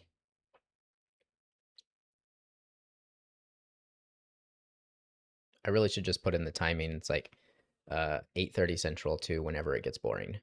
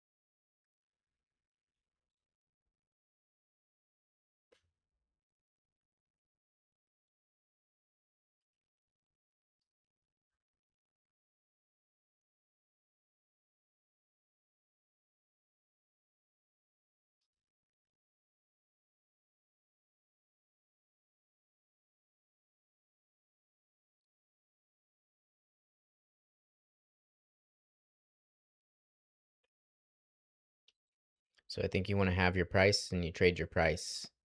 To me, that's not just about like waiting and being patient to get a good entry, but like sticking to your own thesis about where you want to be long makes it so that if you do get stopped out, at least for me, I don't usually feel quite as shitty if I get stopped out on something that I'm like, I waited for it, it's set up the way that I wanted, and then I put risk on and it didn't happen to work.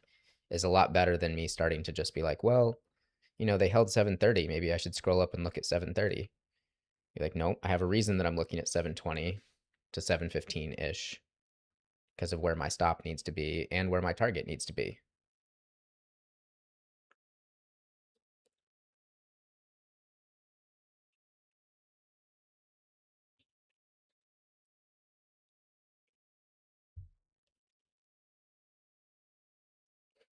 Probably going to watch the replay and watch myself making faces when I'm drinking this blood orange hot water.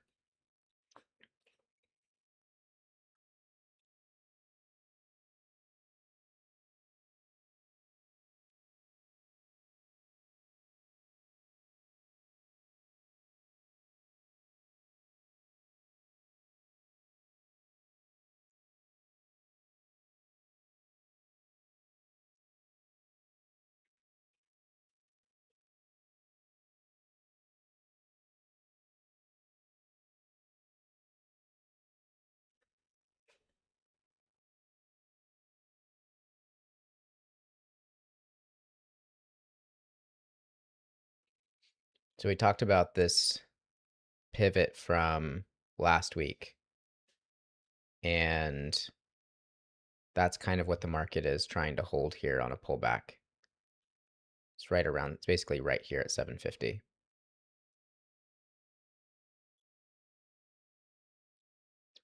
Oh, for 3-to-1 ratio, that's just my risk to reward. So if I'm risking 30 points for my stop, then I'm looking for 90 points to the upside, Nick, or downside or whatever. I'm looking for 90 points from my position. So that means that like I got stopped today and I'm down 60 points. If I were to get long and or whatever and take a winner, that would be looking for 180 points because I'm trading 3 micros. So I'm risking 60 points to potentially make 180. That means that I can get stopped. Basically, I can get stopped 3 times, and if I have one winner on the fourth time, then I'm break even. So I'm not somebody who's like a super, super accurate trader. Like I get stopped quite a bit. And so for me, I need to have big winners and small losers. Some people are much more accurate. But there's like ratios you can like find online about like, if you're risking 1-to-1, so if you're risking 20 points to make 20 points, you can do that. You just have to be better than 50%. And I think for most people that can be really tricky. Some people can do it. I can't do it. I've tried before. So I just accept that I'm not that accurate of a trader. I'd rather take more trade ideas and be right some of the time rather than have to feel like I'm right every single time. Just adds a ton of pressure when I feel like sometimes I just want to try, like I thought this was a good short idea. It didn't work. But if I'm like so worried that I have to win every trade, then I like hesitate, then I don't get in, or maybe I'm in and then I get nervous about losing. Just all sorts of bad things happen for me, and I think happen for other people as well. So that's why I stick to the 3-to-1 ratio. Every once in a while on stream, maybe I'll try to go for 2-to-1. I don't. I just need to be making more than when I lose.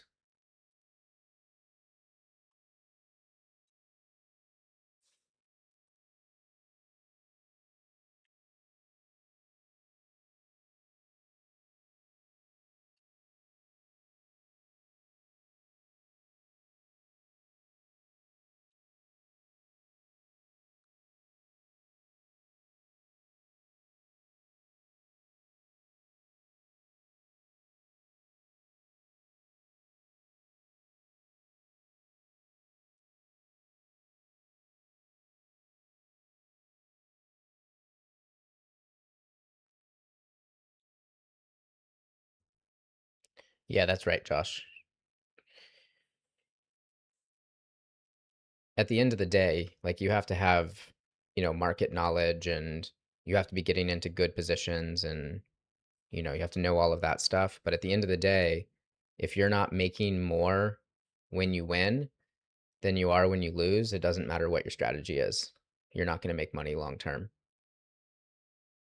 That's why I had like a post last week, I think, that was saying that trading is gambling.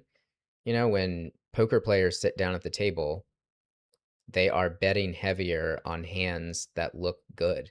They are betting less money on hands that look like shit. So you kind of need to do the same thing, or you should be doing the same thing with trading. And I think in trading more so, you should really just say, if it's not a good setup, you just don't want to put money on it at all. I think in poker, most of the time you're forced to bet on a hand, otherwise you're folding. I'm not like an expert poker player, but the market does not require you to put risk on. That is an optional feature.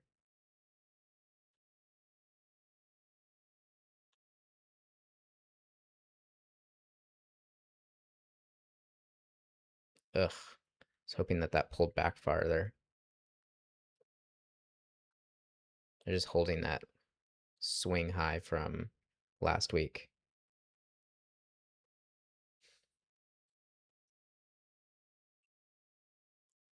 Yeah, it's amazing, Nick. Like I'll say it all the time on stream. You guys will probably get tired of hearing me saying it, but like, you know, risk management is like half the battle.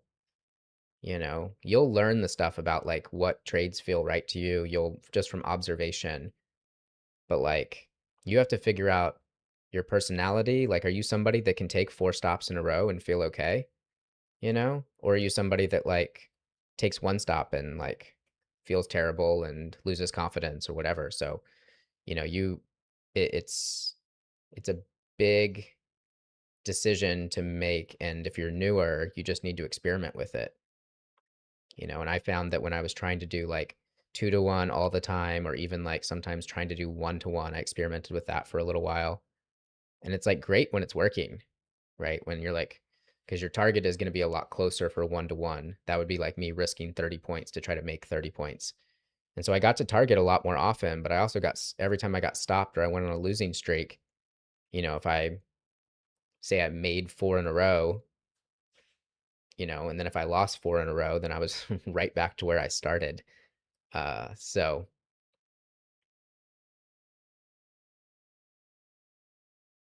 it also makes me be a lot more patient. I'm not looking for 30-point moves. There's 30-point moves everywhere. I'm looking for some of these kind of bigger structural moves.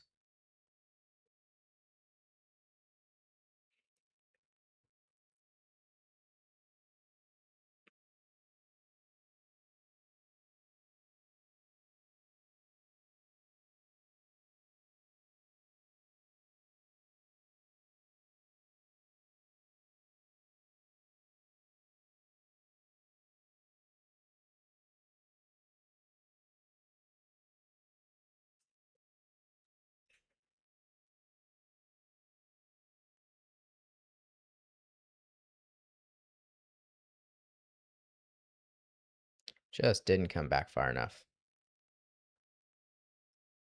Held this pivot top basically almost to the tick.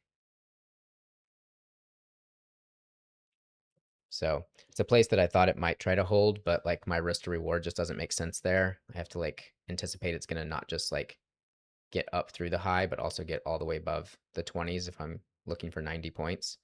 And my stop is like out in the middle of nowhere if I'm long at 740, like 710. Like it's my stop is above the previous day's high, which is a reference point if they want to come back. So like it looks nice and it's like great. If I had been long at 740, I'd be 40 points in the money. But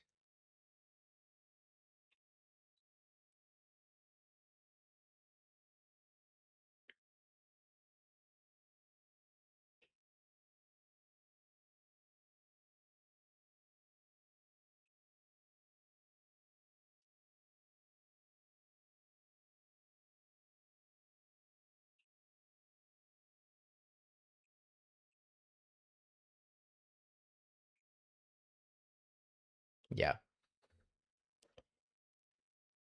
I think there's just so many people, Josh, that um, you know, they want to get into trading because they think it's a fast way to make money.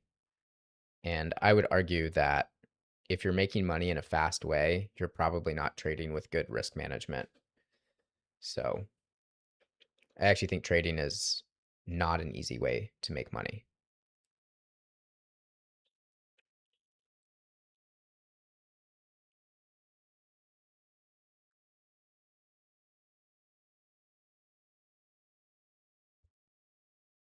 I think people think that it's easy a lot of times because they look at charts after the day is done and they're like, oh, well, I would have been long here.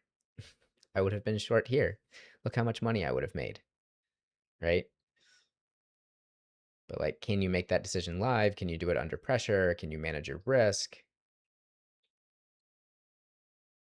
It's more like closer to like a performance sport, like an athlete, I think. Like I've traded days before where I was like under the weather or like, had a cold, whatever, and just got my butt kicked, you know, just like wasn't all there. So I'm sure at some point I'll be sick and not be able to stream. And that's really for 2 reasons. One, so you guys don't have to hear me cough my way through a stream. And two, because if I feel like shit, I assume I'm probably going to trade like shit.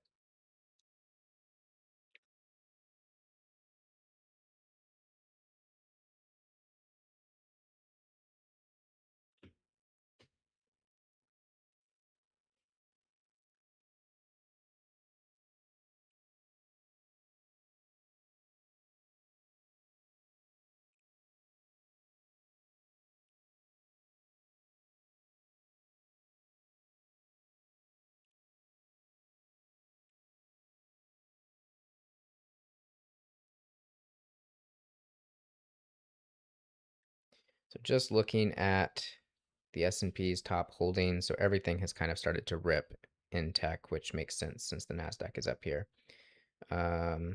Amazon is leading the way, up over 4%.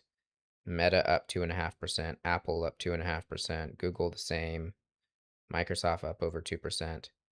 So when you see all of those, like the only big tech name that's down really is Nvidia, which is probably just profit taking after earnings. But when you see that many big tech names, like mega caps that are up, that's another good flag to not be fading this on the short side.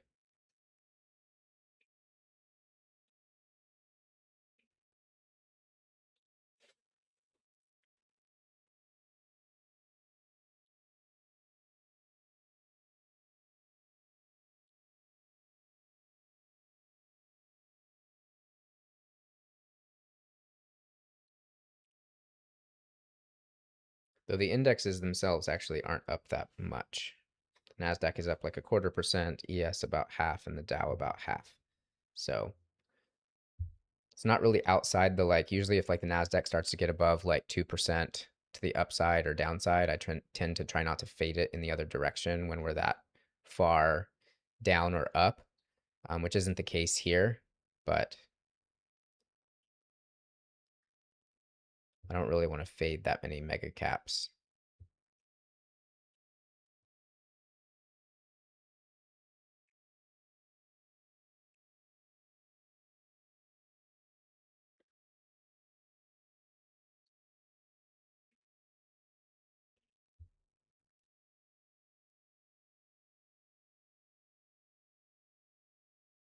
We do have another Fed speaker in like an hour.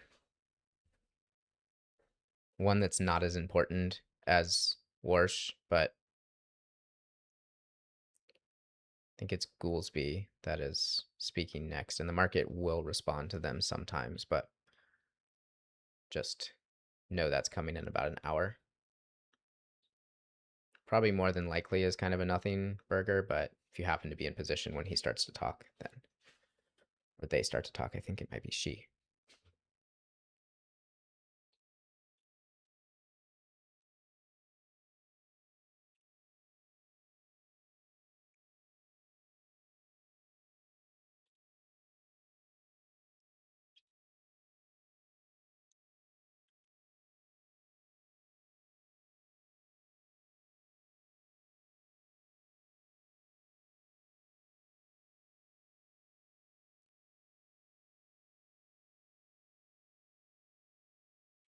Yeah, the pullback is too small for me, Josh.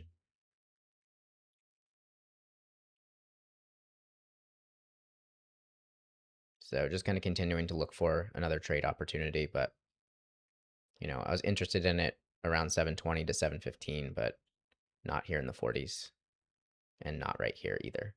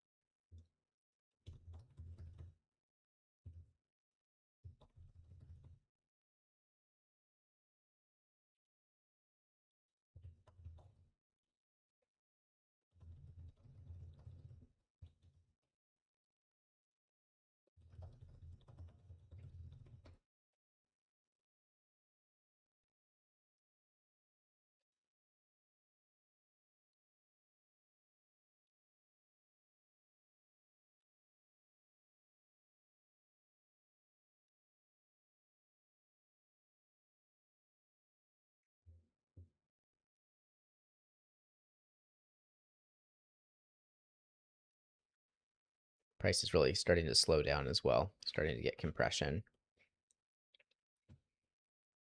which makes sense. You did a ton of points to the upside here, so.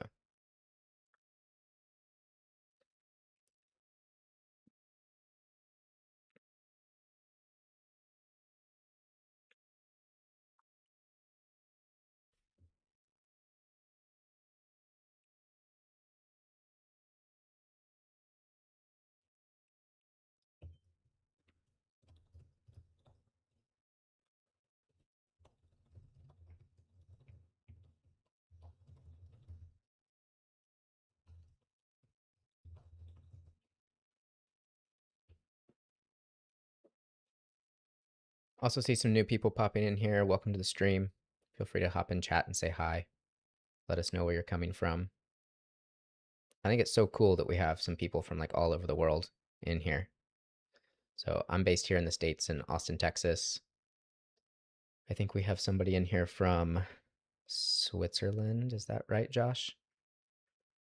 I'm going to be able to do that for a little while. We start to get like 40 or 50 people in here, and I'm not going to be able to remember. So apologies if I misspeak. I'm doing my best to remember names and faces as much as I can gather from your profile or icons.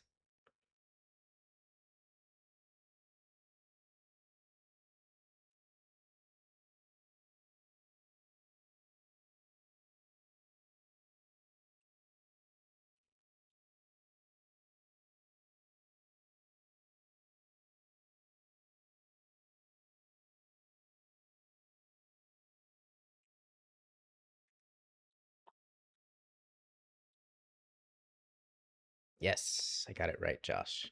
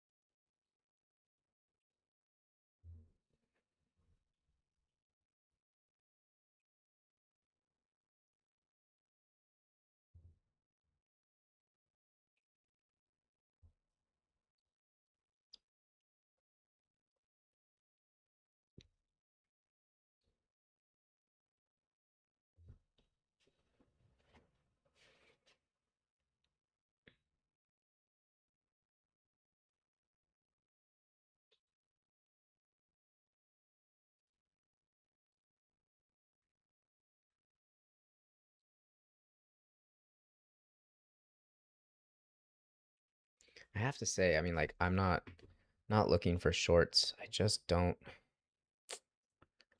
love where price is at right now.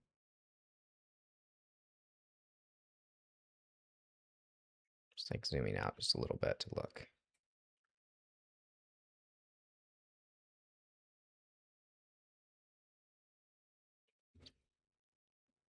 Like just back down into all of this selling. I mean, I can't fade it up here. Like I can't take a short position up here right now, but I don't know. Maybe call it like market intuition, but something just feels a little off up here. But I can't name it for you guys and I won't trade on a feeling, so still looking at this 720 to 715 area if we pull back for a potential long, but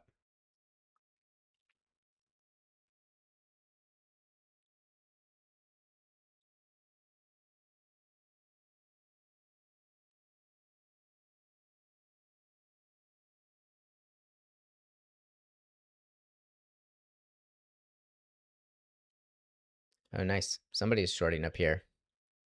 You can do it for me. I'll watch from here. I hope it works for you.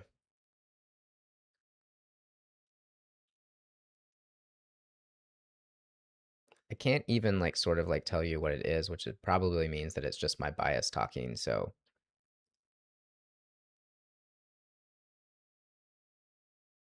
and I'm not like I'm not like one of these people. Like I actually really don't. I don't really care long term where the market goes. I'm not one of these people that's like, oh, the Nasdaq needs to be back below 20,000. I don't really. I'll trade it when it gets to 20,000, or I'll trade it on the way there. But I don't have like I don't have a mandate to think that this thing's going to go lower. I just want it to move around enough in a way that's tradable so I can make money. Otherwise, it can do whatever it wants. So coming back into this 720 level, but they're coming in pretty hot. So definitely not going to just step in front of it here on this pullback.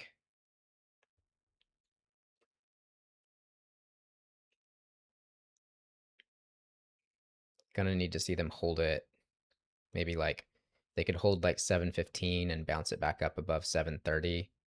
So here's this level here. All right, that was a decent hold the first touch. See if they can get it back into the 30s.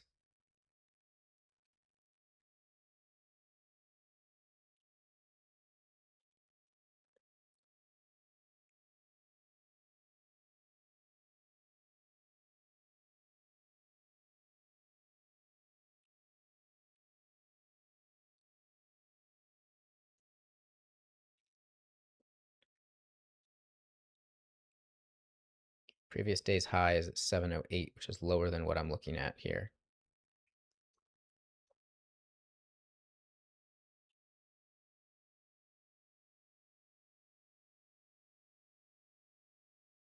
Yeah, that's why we watch to see if it holds the level first. Kind of pulled the rug on the buyers there. Oof. All right, hands off the steering wheel for me. And go back and timestamp whenever I said something feels a little off from the long side up here, and here we go. Party time to the downside. Ouch. That is all right. Not looking for longs at the moment. I'll let this settle in just a little bit. See if they come back up to this reference level at 91. Moving real fast right now. That just cut through everything. You lost previous day's high, opening range high, edge of value, this imbalance level here. There was also a delta zone here that was weaker than the one that they just put in on this one here, so that's why that one disappeared, but they lost that as well.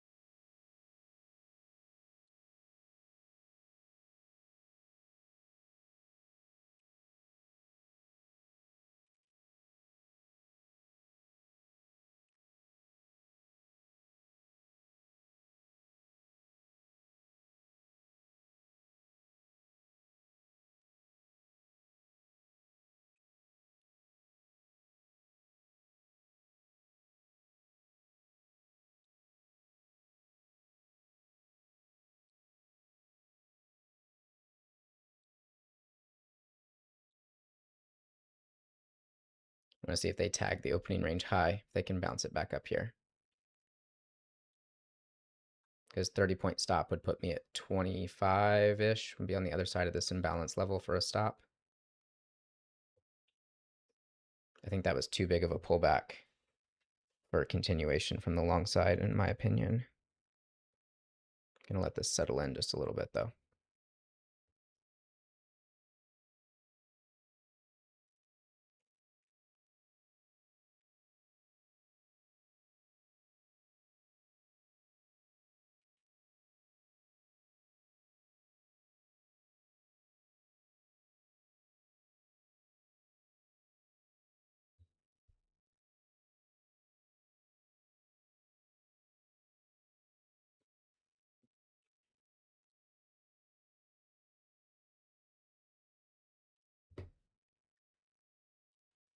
Let's take a look at this.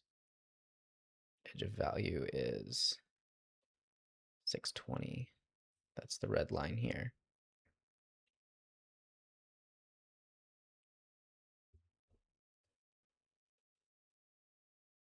Man, there have just been some lockout moves today. Like just fast, fast, fast.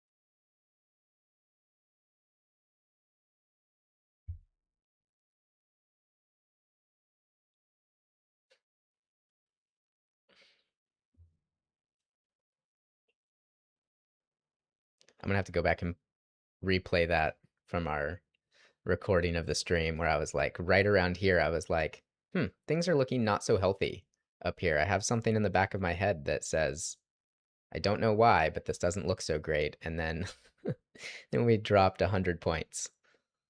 Trust that market intuition. I'm not ever gonna like market in based on that feeling, but that's what happens when you've been trading for a really long time. You know, you're just like, something is not quite right.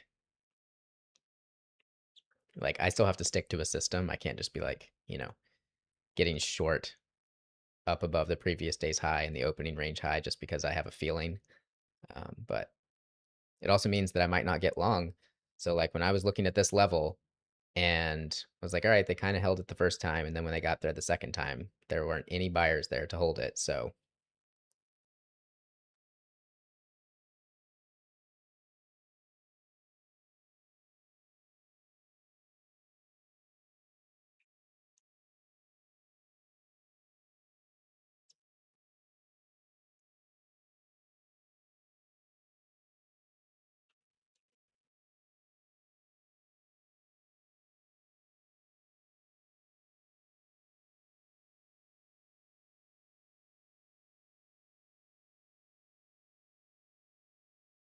still want to see this potentially pop up closer to 700 to maybe get on the short side, but I'm not going to chase it down into the point of control here.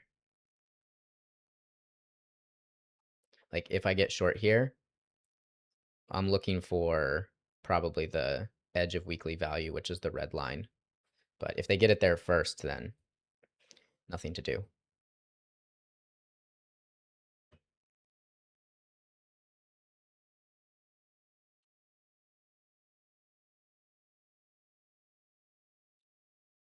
Like I have one little lower high here to work with to kind of show where sellers are willing to step in, but getting far away from it now.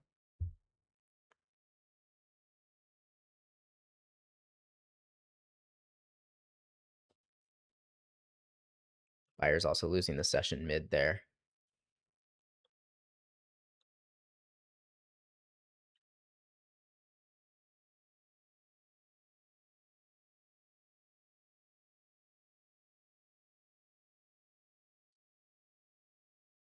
Just nowhere to get in.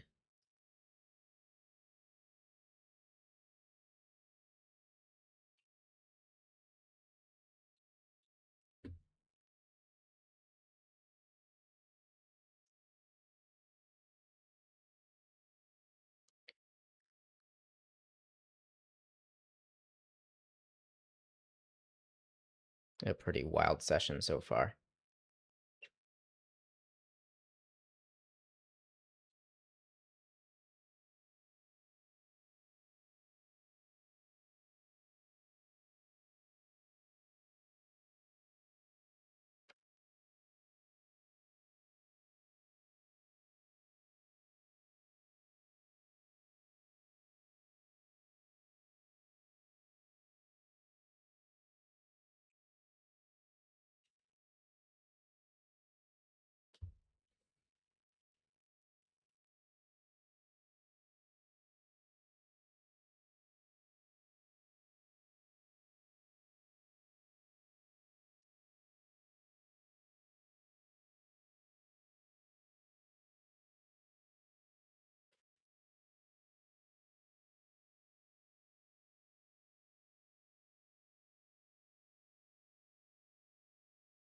What a rug pull there. Like that's just waterfall. 67, yeah, 100-point waterfall there. One tiny little bounce, still going down.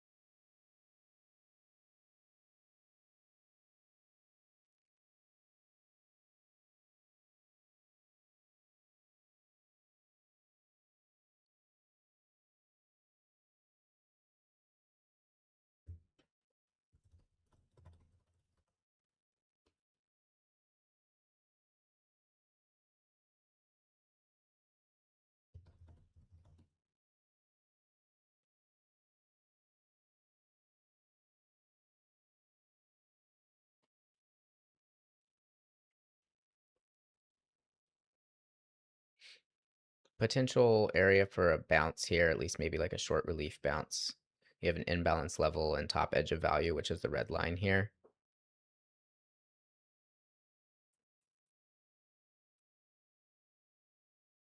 I'm not really interested in long though after that liquidation.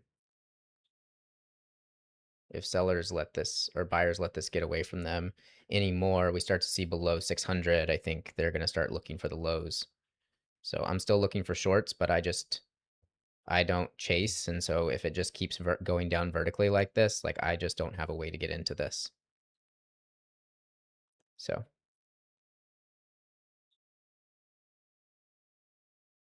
and that's less about this move and just longer term chasing doesn't pay.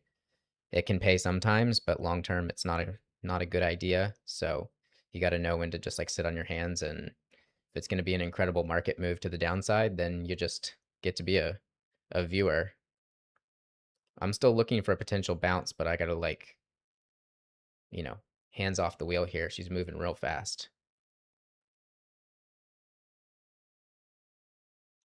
Wow. I don't know if somebody said something or what that's about, but that is a wild liquidation on NQ.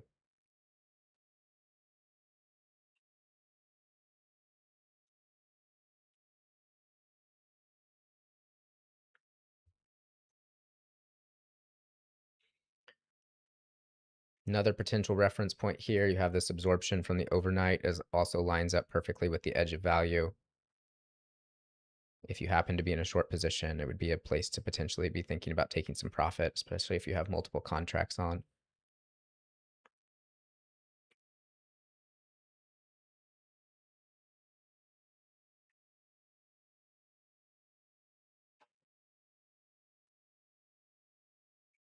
I'm going to come down and look at this 620 area if we happen to bounce. I think the low is in play here. But this is kind of like trying to catch a moving train and trying not to get run over in the process. So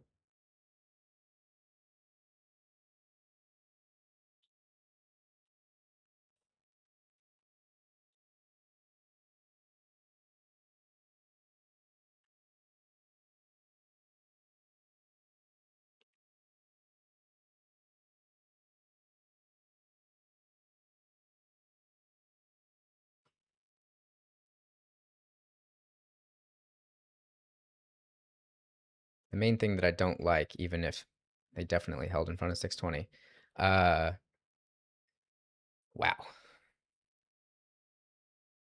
I got to stop saying my levels out loud. Market's going to front run me every time. The main reason that I don't particularly like a short here is less about that I think maybe this area holds as it just did when we got close to it, and more that my stop ends up like right at the point of control, which is less than ideal because this tends to be kind of a magnet and we've already sold off quite a bit. So I'm not sure that that is like prudent. That's probably me wanting to be a part of this down move than it is like an actually good entry. But that's just kind of the first area that I'm looking at. They definitely reacted to it when they got there the first time. I see some new people in here. Feel free to hop in chat and say hi. If I don't respond to your message right away or say hi back, it's just because this is moving around so fast.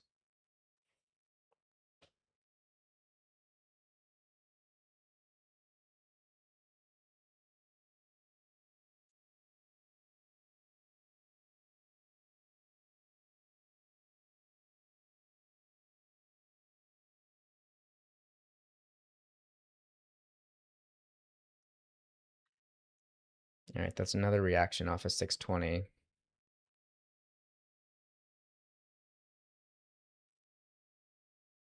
It's a couple of big reactions off of 620.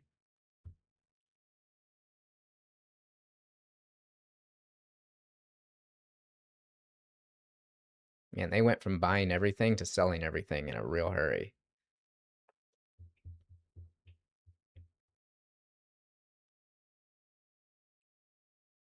And you see all of this volume.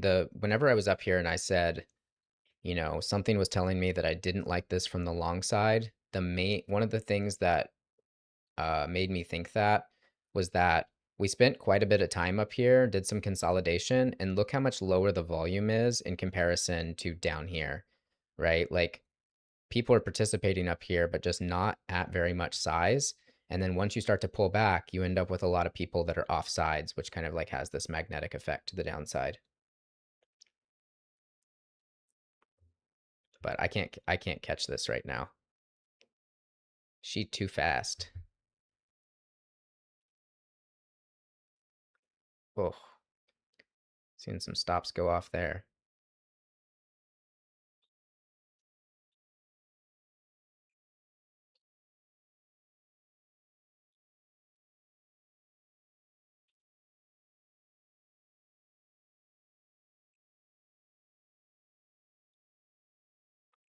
That's the opening range low. Not a single green candle in this pullback on a 5-minute chart. Just straight to the downside.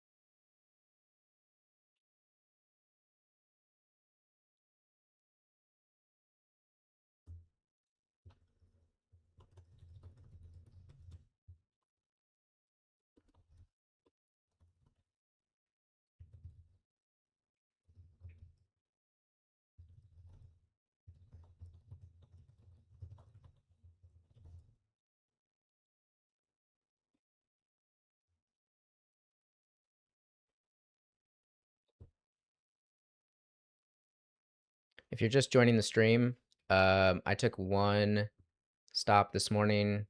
Basically, when we made new lows, I got short as we got back into the edge of the opening range, got stopped pretty quickly. Wasn't really interested in longs, tried to get long at 76 and didn't get filled. And then we were waiting for a pullback to potentially hold this like 720 area, but instead we just waterfalled through it. And now we are moving incredibly fast to the downside. I would be very surprised if they don't get the session low here, but I have to follow my own rules, and I'm somebody that needs multiple touches of a level to be able to get short or long or whatever it might be. So right now I'm just locked out, and being locked out is being better than locked in. So there's probably some buyers in here that are rather upset with the last 15 minutes of price action. But if you're new to the stream, feel free to hit the like button. Love to hear from people. Feel free to hop in chat, say hi, let us know where you're coming from.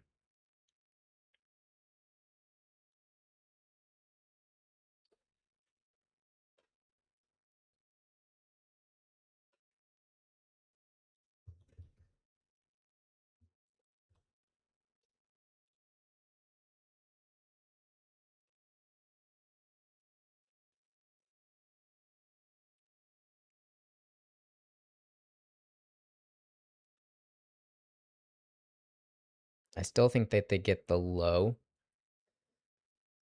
So I'm gonna scroll down too. I just keep kind of chasing this down for different reference levels. Not chasing in terms of trying to get a position, but like, you know, you've seen these bounces. This bounce held here. This was like we were looking at this level, but it gave like one look and then was immediately back down to the downside. So it's just too fast.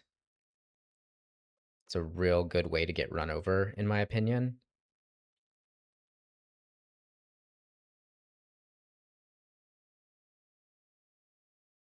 So I used to see these types of moves and, really, I tried to get into every single one of them. And I just lost so much money trying to be a part of every move. Instead of having points on the way down where I was like, hey, if it sets up here at 620, it touched 620, and then 3 seconds later it was back down at 580. And I don't belong being short at 580. I belonged being short at 620. And so I just sit on my hands. It's like more profitable for me to sit on my hands right now than it is to try to get in here somewhere that I can't manage my risk, that I don't know where this is going, but it is moving very fast and very violently. If you happen to be trading and you haven't sized down, I would highly encourage you to do so. And if you can't size down and you have a small account, then this price action might just like not be for you. And that's okay too. Nice trading there. Nice trading. From New York, my old location. Whereabouts in New York are you?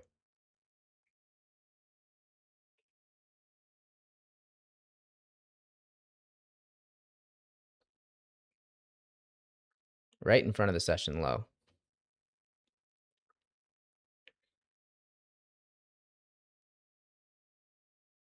When the market starts selling like this and I'm not in position and like I don't, there's nothing nearby for me to get into position at the moment. Um, I like, I feel like a sports commentator. I'm like, oh, it almost made a new low. Nassau County, nice. And from Lithuania. Welcome, guys. I lived in Brooklyn for about 10 years. Originally grew up in Oklahoma, but spent 10 years in New York and then moved to Texas in 2023. Been here for a few years now, but I miss New York. Miss New York.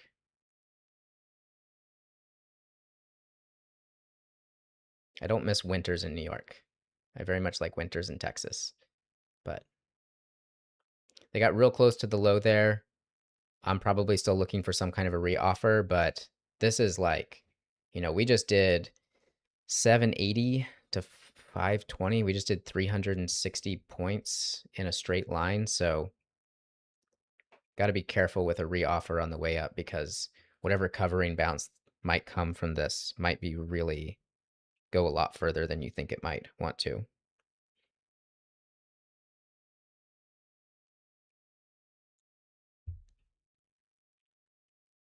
I think some of this selling has to do with after Warsh's comments, the market started pricing in a rate hike, like saying that a rate hike is more likely in the next cycle. And I think the NASDAQ is not so happy about that prospect. But I'm just kind of guessing, and ultimately it doesn't matter to me why it's selling. It just informs that I really am not looking for long positions here. So I'm still kind of looking at this 580-ish area. If price can get up there and see what it can do.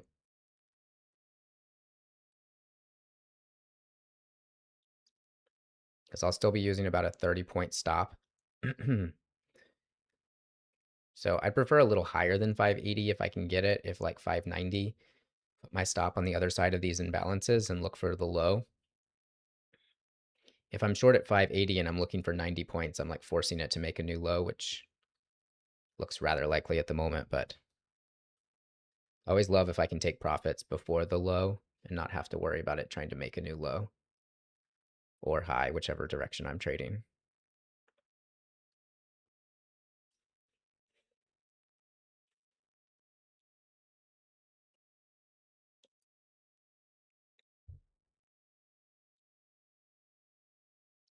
I know one of you guys caught this, which was nice work. Um, feel free to pop in chat and say if you happen to catch any of this move to the downside. It was like too fast on the way up and too fast on the way down, and I just was late to the bus station each time. I had points that I was looking at, but we changed from buy over to sell in like a millisecond up here. We got down here real fast, knifed the level that I was looking at for potentially looking for a long. Because if we're trading above the previous day's high, the opening range high, we did some volume up here, probably not enough, which is why we're probably back down here. But, I'm looking for longs. But when we knife the previous day's high and the opening range high like that, that is hands off the wheel for me from the long side.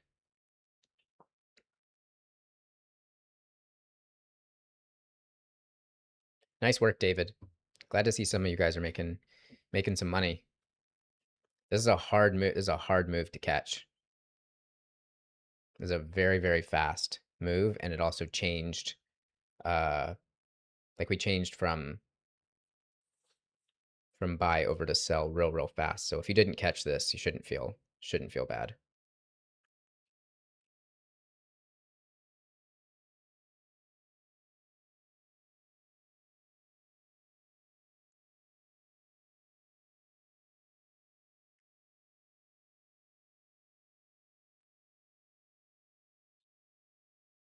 It's a pretty angry rejection right in front of the opening range low there.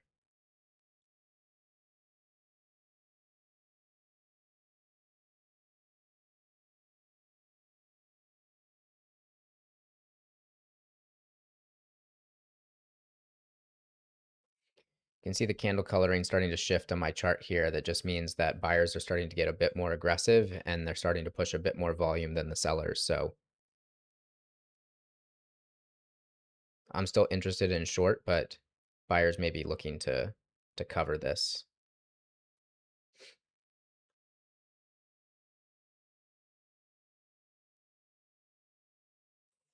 And this level is just absorption from the overnight session. So I'm just kind of using it as a point of reference. If I get short, I'll be using a 30-point stop. But I got to find a place for price to kind of get stuck on the way back up. And this 80 area is just kind of my first point of reference to look at. And the reason I do that is because I was looking to get long at like a level like this, at like this imbalance level at 720, this dashed line. And we like held it for like 2 or 3 seconds and then just completely lost it. And that saves me from a stop out from just like putting my order there and like hoping and praying that it holds.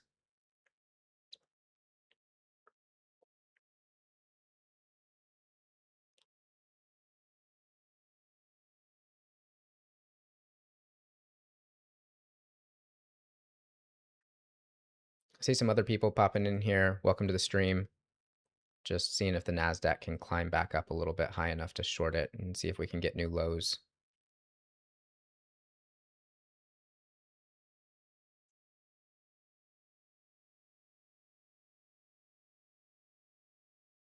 But she is moving fast, fast, fast.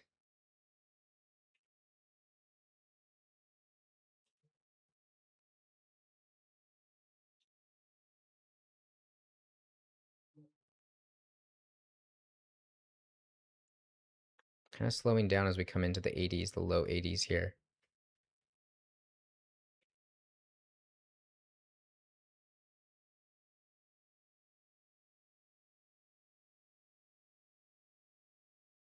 Still hasn't picked a spot that it wants to try to hold yet.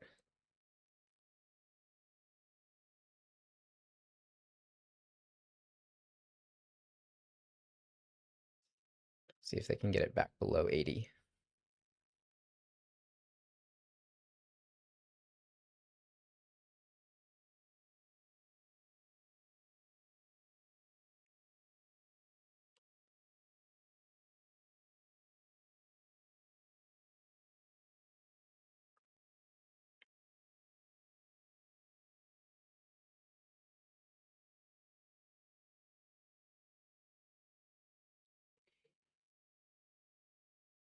Seeing if there's any liquidity up here. There's big delta at 620.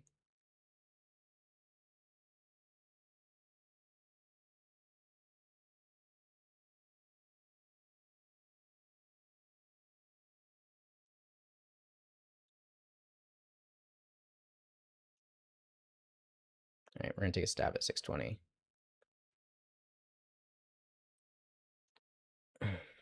Or sorry, stab is at 580. I'm short. 30-point stop. Looking for new lows.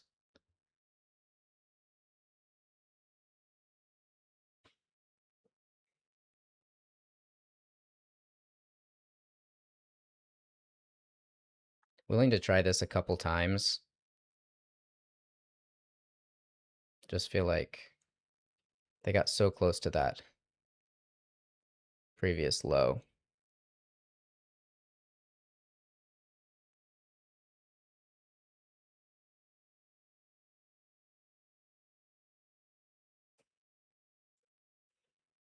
It's always risky, David. Every time you touch it, it's risky.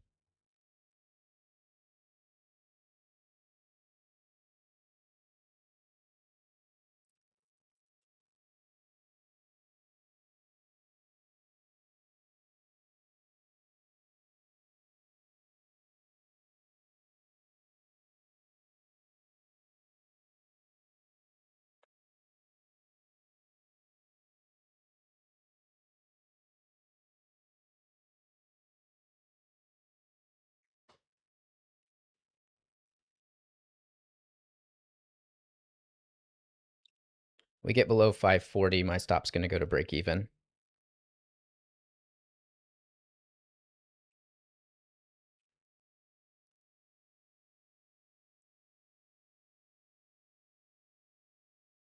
Back below the opening range low here. Take a look on a higher time frame. Looking to get back to like, I won't hold that long, but I think we could come back to these tops and these lows from yesterday.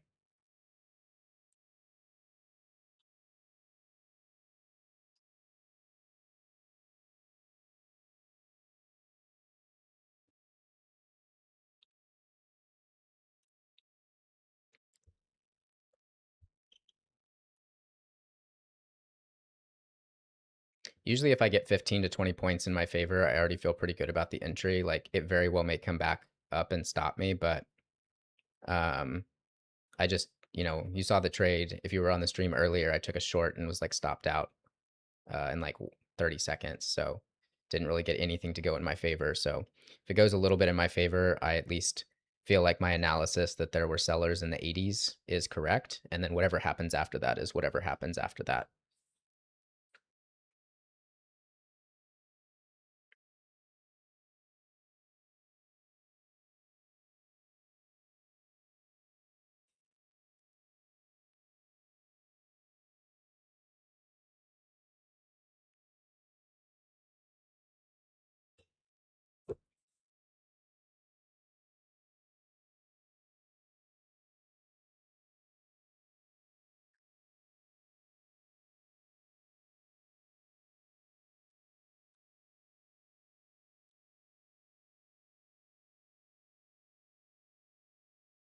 Also, if you're just joining us, feel free to hit the like and subscribe button. We're here every Monday, Wednesday, and Friday from like 8:30 Central until usually like 11:30 to noon. The market's moving around quite a bit, so I'll be here a little bit longer today.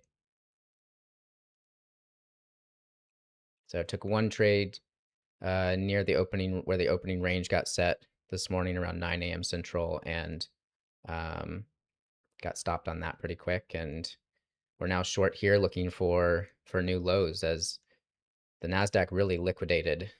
So we got back into the opening range. They really pulled the rug.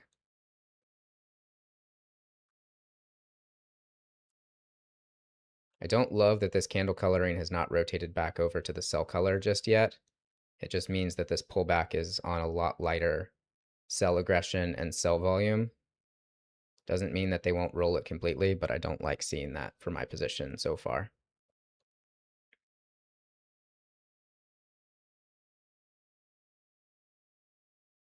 I need to see my aggressive sellers that got us down here in the first place step back in, and right now they are chilling out, which I don't love.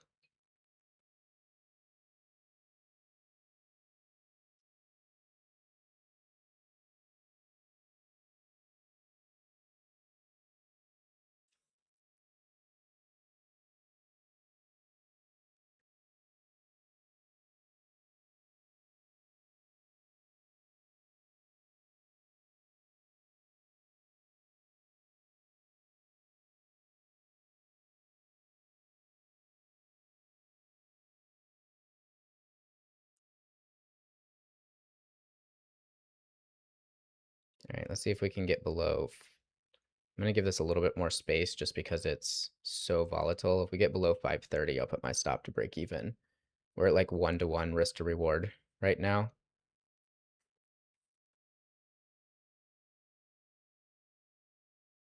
All right. There's these big orders down here at 500. I'm gonna look to get filled at 90. We just got below 530 though, so I'm gonna go ahead and move my stop to break even.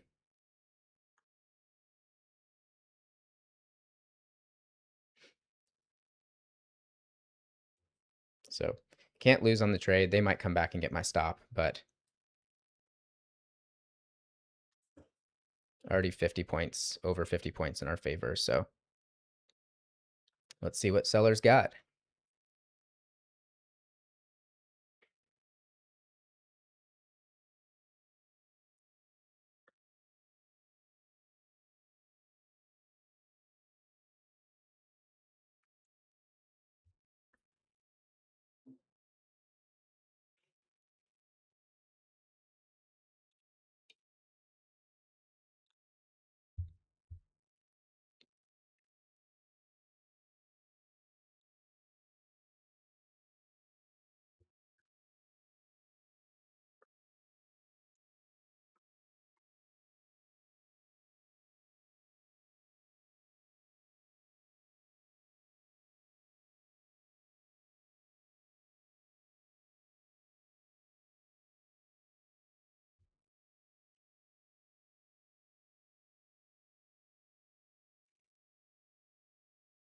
If we get through the low, if we get through the 505, then I'm going to move my stop to just probably at like to 65 or so, which is just back inside the opening range.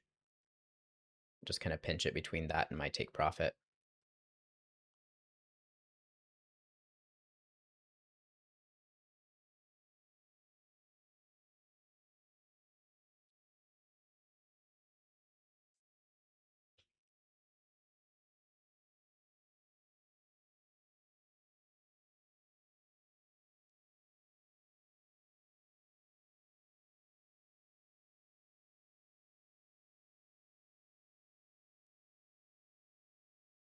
Nice work, David. All right, there's lows there. My stop's coming into profit here at 65.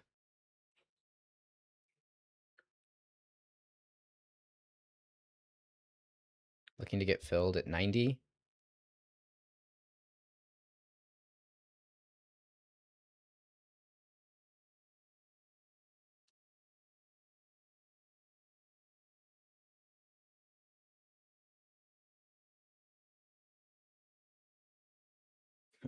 Right in front of my order. My least favorite things.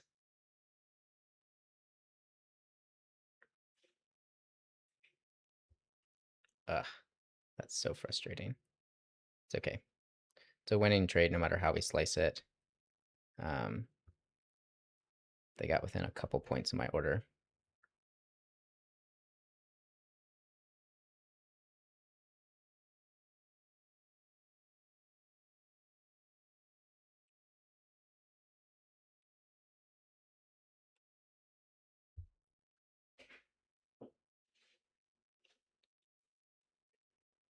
I want to see if there's any larger liquidity down here. I know they filled some at 500.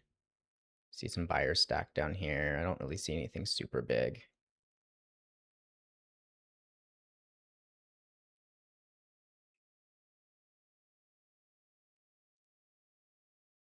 Yeah, just kind of a covering bounce.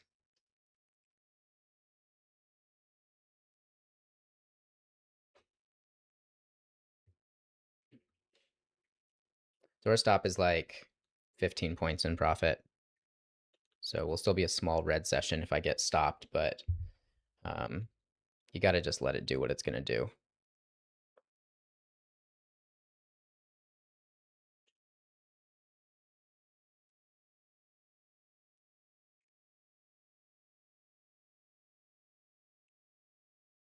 Like my order to buy was at 490 and we did 92 and 3/4. So here's a little bit of momentum back down to the downside.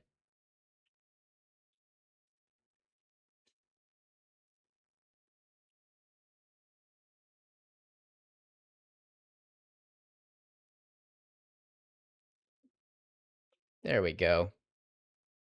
Filled there, just canceling my upper stop. Well, from red to green on the session there for me, was able to catch it. They came back to this absorption zone and just barely back into the opening range. This absorption zone is from the overnight, just a place where sellers got absorbed. So support becomes resistance. Um, Starting to get a pretty decent taper in the volume profile though. You just see like as we're going further and further down, it's just getting less and less volume. So I don't know how much continuation this might have, but I'm pretty happy to have caught that on the way down there. Looks like some of you made some points too. Nice. We like that.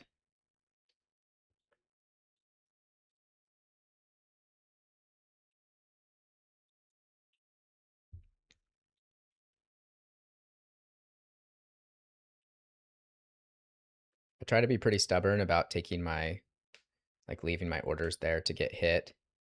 I have had a bad habit in the past of like letting stuff get within like a couple points of me and then like getting nervous and then like getting out and then just like long term it just like it's not a good habit to have. So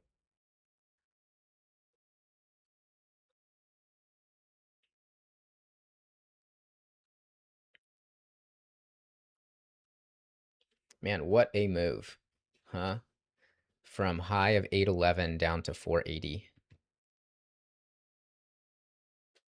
Just very similar to this move actually. This move is from last week. We had this quick pop like on the hour. This is an hourly chart, and we popped and then sold the whole thing back down. It looks very similar to this. Very aggressive bullish candle out of consolidation and then just all the way back down through the lows of that candle. Now, if it played out the same way that it did here, price put in a new low and then it bounced back up into range. And you're starting to get a taper on the volume profile. So could be setting up for some kind of a long trade, but wouldn't step in front of it right now. Still a lot of momentum to the downside.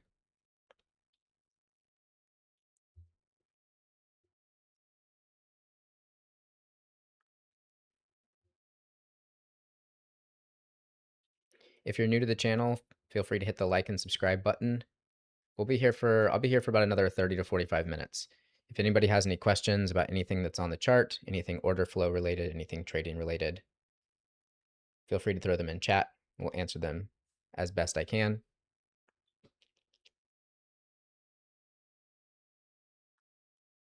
That's a green week for me right now.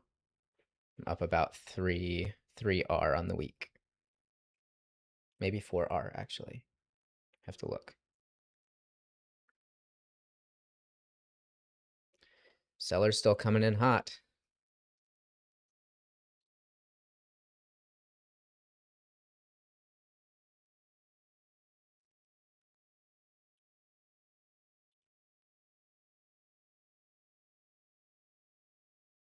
One of the other things that I mentioned on stream, and there's no way to be able to know this.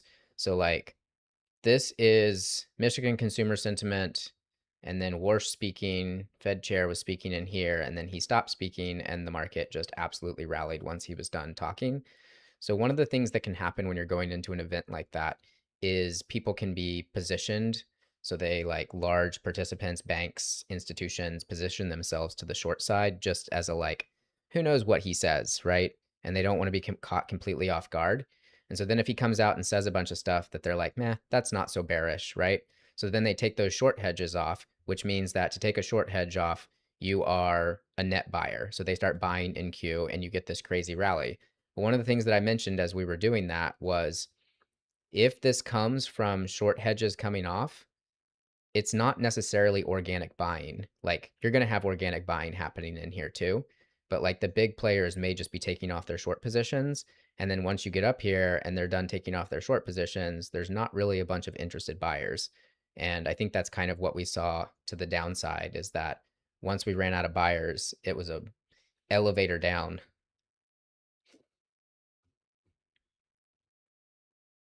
So I was actually looking to get long, potentially get long off like the previous day's high, off this imbalance level. And when we got to it, we just, buyers getting out of the way, sellers trying to get out. So it was pretty clear once we got to that level that it did not want Did not want to do that.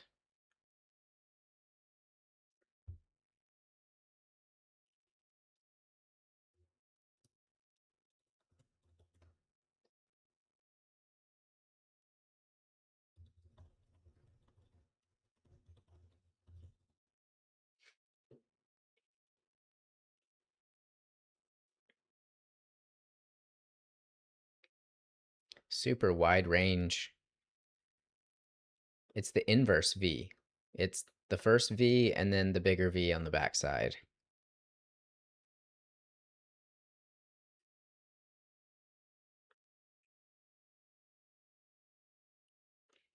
Take a look at, I'm going to scroll down here. Let's see if there's any large liquidity down below. It's like a 28 order. That's not that big. There's a 50. Looking for something like over 100 or like a cluster. Nothing close to price, so I don't really see much more. Not to say they can't go lower, but I like to look for big orders for potential areas like targets. And we actually saw this might actually be a really interesting thing for our Rewind the Tape series, where we take like a trade from the live stream and break it down more. When we were breaking the high here, I scrolled up on the DOM and there was like maybe a set of orders around 80 in the 80s that were like every 2 points we had 50 contracts stacked. Like it stuck out like a sore thumb, like just big size stacked symmetrically across like 8 points. It was like 300 or 400 contracts. And they basically filled that, went a little bit higher, and that's ultimately where we rolled over from. So it was a really good long target. I tried to get long at 76 on the way up, and they left me in the dust. And then when we got up there and got stuck in that liquidity, you actually see that like they filled it all here in the 80s and 90s, sold off, came back up to the 80s where those orders were previously and got filled, and then just knifed to the downside. So I like to do that if you have access to Rhythmic data, which a lot of prop firms do, then you can see the full order book. And I think big orders and clusters of big orders and liquidity tend to be really nice targets when we're trading particularly fast or you're kind of up in an area where you're not quite sure where price is going to go. I like to scroll my depth of market around and look for big orders or clusters of big orders. So on the NASDAQ, big orders would be probably like over 50. For ES, it's going to be different because ES is a lot thicker. On ES, I'd probably be looking more at like 200 to 400. It's been a minute since I've traded ES, but like 200 to 400 contracts. The NASDAQ can have orders of that size, but they're not as common.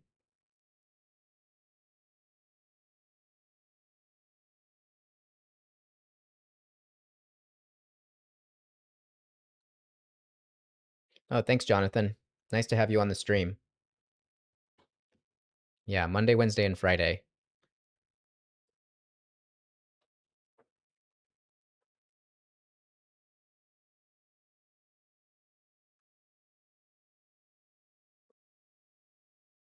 And I actually don't trade anymore when I'm not on stream, so whatever you see me doing here is what I'm doing. So as soon as I get off stream, I just shut it all down. So you guys are along for the full trading journey.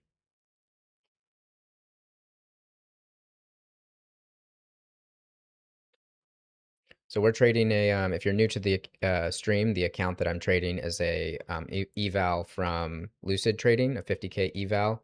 I do have a funded account through them, but I'm trading this eval as an experiment to trade with bigger size.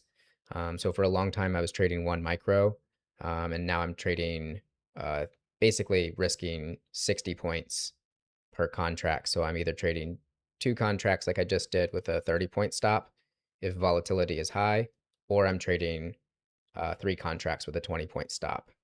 So the math that I did is that I would have to get stopped out something like 15 times in a row uh,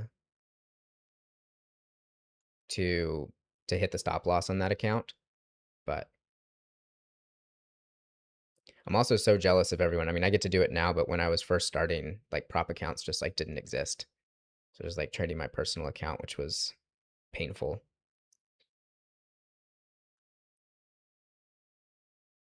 Makes you learn pretty fast, though. We'll say that much.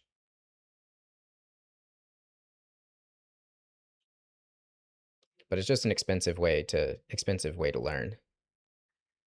So I think prop accounts really, you know, they're not all positive. I think that if you're trading prop accounts and you're getting funded and you've taken payouts and you're taking payouts consistently, I think you just use that money to like funnel into a personal futures account.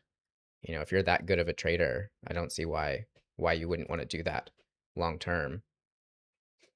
You know, since I'm the developer at ScalperIQ and I code all the studies that you see on screen, like we use evals to test out new studies, to test out different things. I'm not going to like, throw personal money at something that I'm not sure is going to work, but happy to throw some evals because, and we're not sponsored by Lucid or anything like that.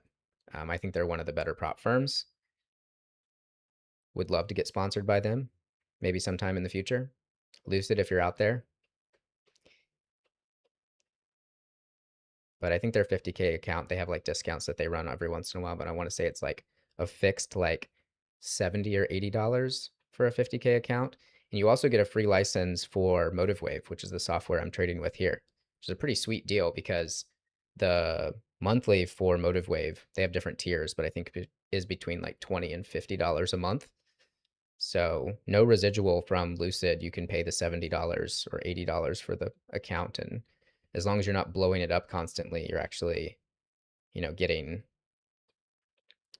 you know, you're getting a free account or a free platform for that.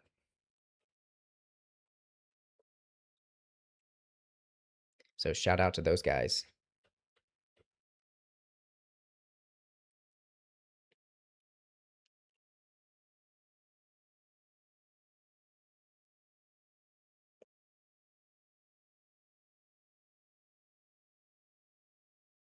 I'm not really interested in trying to short this again. It could go lower. I think I think after that really big move down, my inclination is that buyers are going to try to get this back up into value if they can.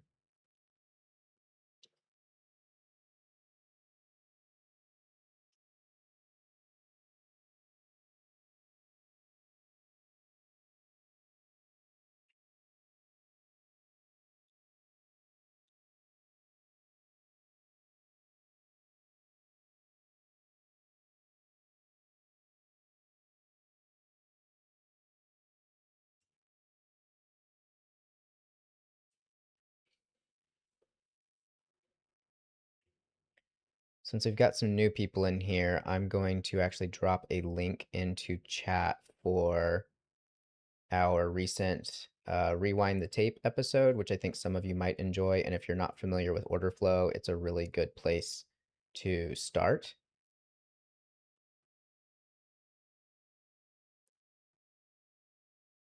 So let me put that in the chat and I'll pin it. So we just do the same thing that I do live, but just like, it's replayed. So you'll actually see the depth of market, how it actually played out in real time, what my thought process was. We have 3 episodes out right now from different live streams. We do one a week. So if you're not sure what order flow is, you're interested in seeing how to read order flow, that's a really good place to start. So I just dropped that in chat just now.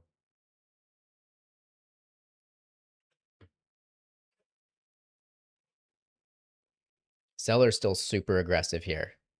Super aggressive. So sometimes if I'm like, well, I'm not really interested in shorting, doesn't mean that like I'm automatically interested in being long. I'm just noticing the real similarity between these patterns from last week. You got this rally attempt, sold off, and then market was like, I'll go back up. So you have this gap, which technically already got filled. This was the gap up from NVIDIA in the overnight, and they already filled it. So, but that's a reference level. Sometimes these gaps still provide. You can see that like as it came back to that gap, it held it once, twice, and then went up from there. So that gap is at, or that previous gap was like 432-ish. So still about another 70 points from price right now. But that would be kind of my next reference point that I might think about if they go lower here. That would be like here-ish and not quite through the previous day's low.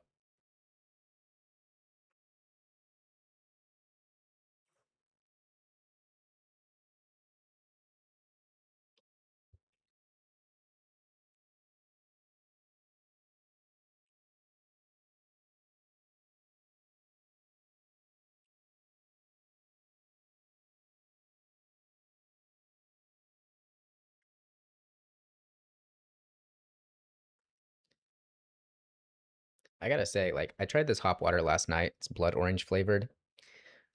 I liked it last night. Maybe it was just like with dinner, but it's pretty terrible. Gotta be honest. I try to drink like a whole beverage fridge and like to like populate it with new fun things to try. This one's not going to be making an appearance again.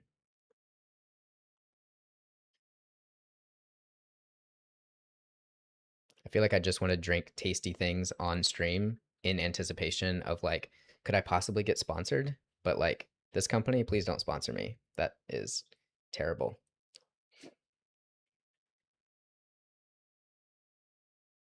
Well, we thought we would see some volatility coming out of Warsh's speech.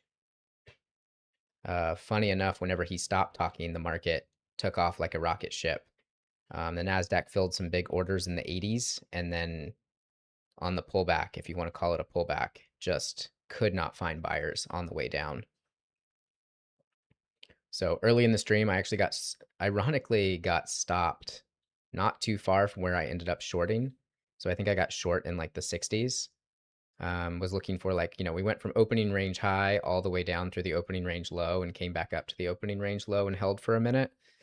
So I took a stab at a short there, got stopped immediately, and then was kind of looking for longs until we decided to waterfall back through the opening range high. Tried to get short here, didn't hang out long enough for me to get there. Same thing here, and then finally caught it here.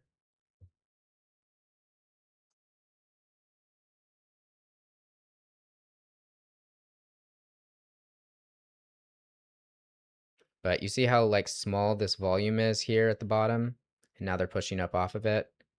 That's just like you're just losing interest in price going in that direction. At least temporarily, doesn't mean that it lasts.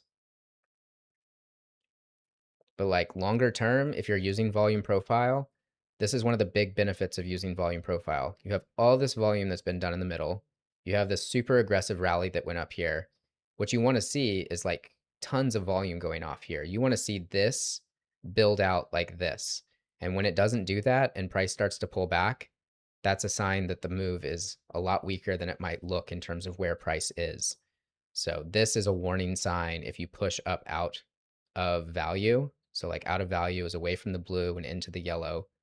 And if you don't start building out big volume soon, then this is kind of what can happen.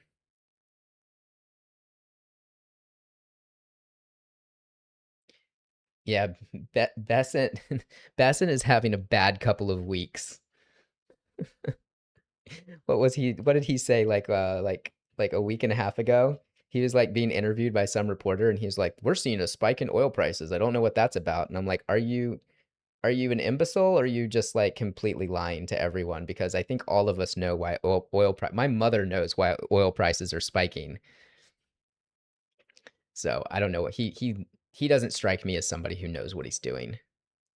But yeah, I agree with you that he's spooking the market. I think that when they came out, whatever it was last week or the week before, and they were like, "Oh, we're gonna throw some money at the bond market to try to make it better," and the bond market like went up initially and then sold back off even harder the next day.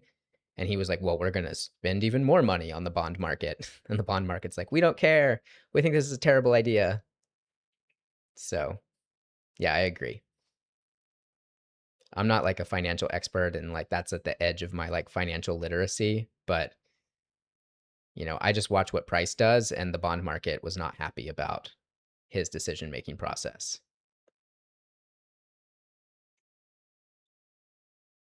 Also, wherever oil prices are, which I don't trade oil, but I'll watch oil. CL is the ticker for oil if you're not familiar for the futures contract. Um, just makes no sense to me as to where it's at. You know, like there was like news headlines coming in yesterday or the day before that was like, oh, another tanker is on fire in the Middle East and oil was down. And I'm like, man, supply and demand, right? But you can't argue with price, which is why I try not to like read the news and then try to take trades off of it. I care about order flow and like where buyers and sellers are, but I don't. I'm not the. I'm not. I'm just not my time horizon for like trading. Like this trade I was in the trade for. Let's say we got filled at 11:09, and I got out at like 11:18. So like about a 10-minute hold, right? Nothing that's happening on an economic scale in the world is happening on a 10-minute scale. So I have no business other than having my own personal opinions about like what I think Bassin is doing is dumb, or I think oil prices should be higher, but like that's just an opinion. That's not tradable information. People get themselves into a phenomenal amount of trouble trying to be like, well, I read a headline that, oil prices are supposed to be 3 times what they are and I'm short oil. And I'm like, well, that's great. Or if you're long oil, whatever it is, like, anyway, I'm flat at the end of each session. I don't hold anything overnight. I don't swing trade. I've tried it before. It stresses me out. I don't like to be sitting on the couch at night, like watching my favorite show, having to think about what position is on or where my stops are. I love being flat at the end of the session. So, and I only trade on stream. So, whatever you guys see me do here is the only thing that's happening.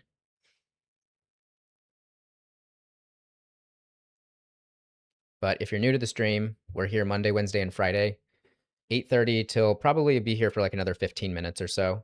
If you have any questions, any comments, feel free to throw them in chat. Hit the like and subscribe button if you feel so inclined. Helps the stream out. We really appreciate that. We appreciate you guys hanging out with us.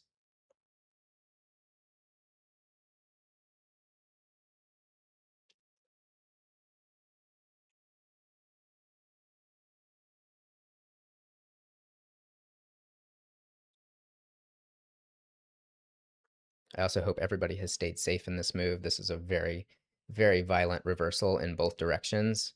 I mean, this reversal off of, this was the Michigan consumer sentiment. We had data come in here, and then Worse started speaking, and we sold. And I mean, you can see it's just like a V shape. I mean, we just hit a low here and was like, okay, we're off to the races. And then basically did the same thing on the way down. You had a little bit of consolidation here. It was enough for me to be able to get into a short position, but they really, really, really pulled the rug up there.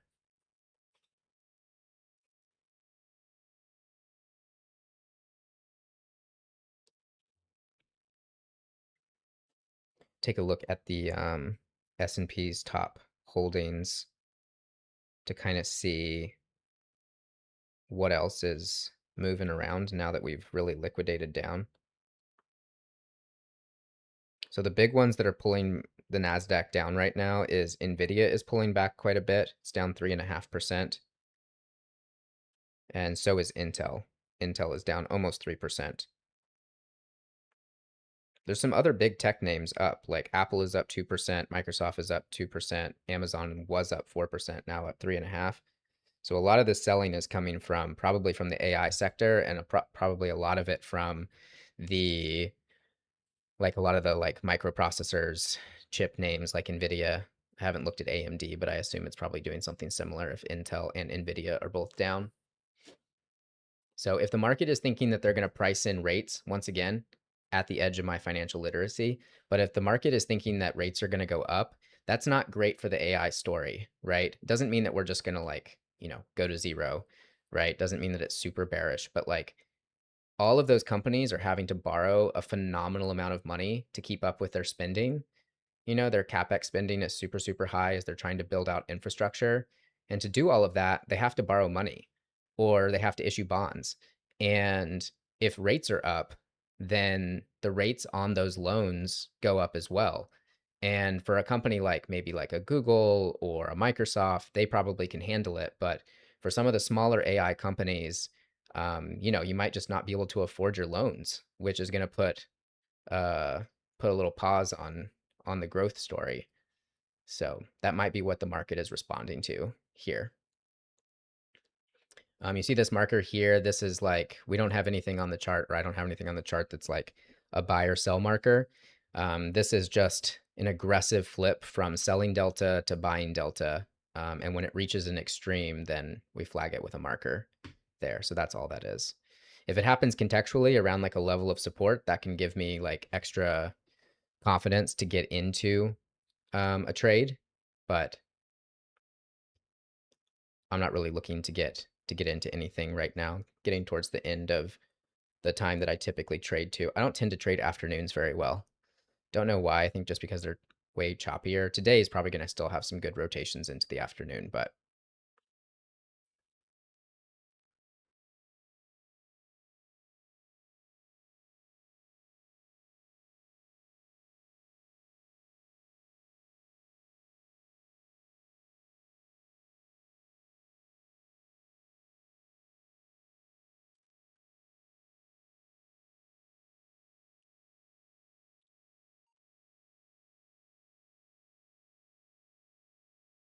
let's see what they tried to hold here from. They held 465.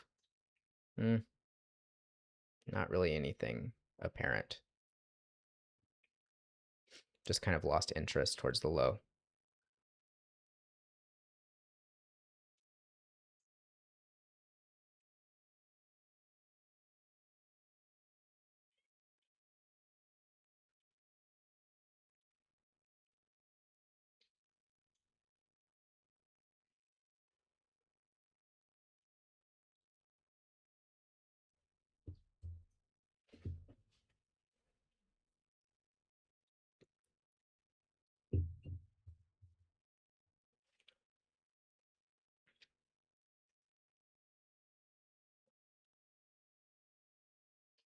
I think if you're looking for upside targets, first point of reference would be like getting back into the opening range on NQ, which is like back above 6563. If you get above there and you can get back through this absorption level that it rejected when it came back up to it the first time, then I think you're looking like it wants to go where there's a bunch of volume, right? So like this red line is the edge of weekly value.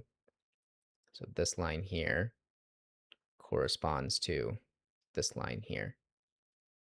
So the top edge of this weekly value. You're going to end up with kind of like, depending on how the rest of the session plays out, you're going to end up with kind of a double distribution week. So you have this big high volume node here, you have low volume node in between, and then another high volume node here, right? And typically the way you would play these probably won't, I doubt that it plays out this way today. I mean, it could, but is you would be like, if you were long here, you'd be targeting this higher node here, or if you were short here, you'd be targeting the lower side here. Whether that can happen during an intraday time frame depends. That's a pretty big range. That's from like 626 to 225, so like 400 points. But that's typically how you would play those, that double distribution setup. And that can happen on a higher time frame, or if you're on an intraday time frame, right? Like if we had come up here and made one big volume node, and then we had another one down here, and we started to pull back, if I was short, I would be targeting the lower one. So if you're not used to using volume profile, that's a little bit of how to play that particular shape. This shape is starting to get really messy, right? Like you have what they would call like excess. So you have like a bunch of volume done at the high that didn't get follow through. And you have a little bit of excess happening at the lows as well, that you have a little bit of a taper. And then you have a bunch of volume in the middle. So just kind of a mess, which makes sense because we've gone through this range basically once, twice, 3 times. So the more times that it goes through those, the more that it's just, the price action gets choppier, it gets harder to figure out where price might want to hold. And the volume story starts to become a lot more distributed rather than like distinctly in one place or another. That's why also as an order flow trader for myself, I tend to trade earlier in the session because the order flow is like easier to read as we like have less reference points and we've traded through prices multiple times. As we start to get later and later in the session, there's just less clean places for price to interact with and hold, in my opinion. I know some people trade the close really well. I'm not one of those people. Like even this trade at 11 a.m. Central Time is like pretty late for me, and really only was like interested in taking that just because of how much momentum we had to the downside.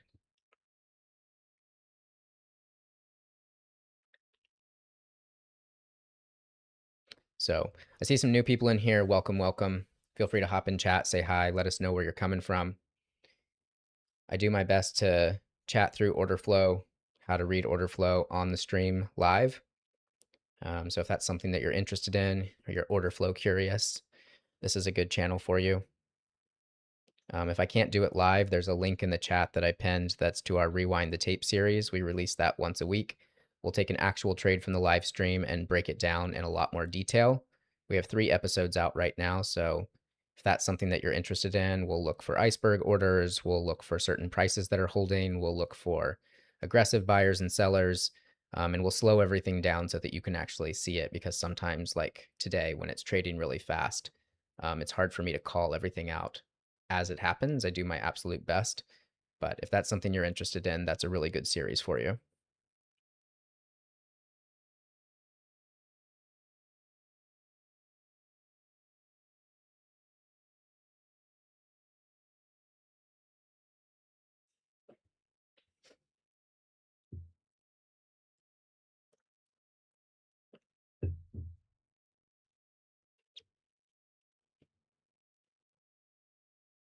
Kind of struggling with the edge of value here. You can see this little dashed line. It just lines up from where my profile changes from yellow to blue. It's like right at 538 or so. Buyer's trying to get it back above.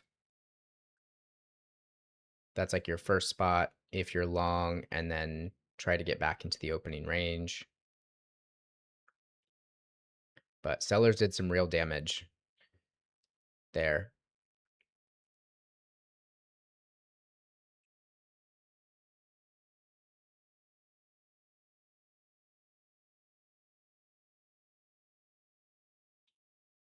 But nice little move off of this marker.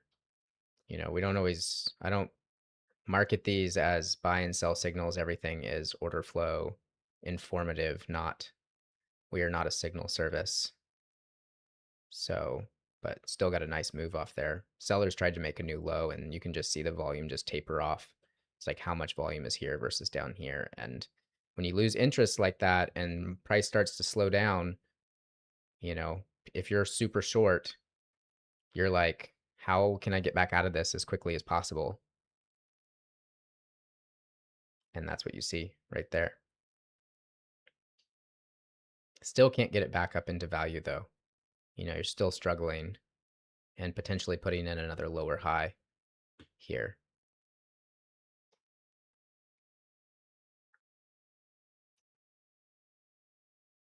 For short side targets, if they can't hold it here, I think the previous day's low is probably your next obvious target. It's about 130 points away from price, but we've already seen the NASDAQ come down, you know, almost 400 points in a straight line. So they definitely have the volume and the volatility to do it if they buyers can't get this back up here soon.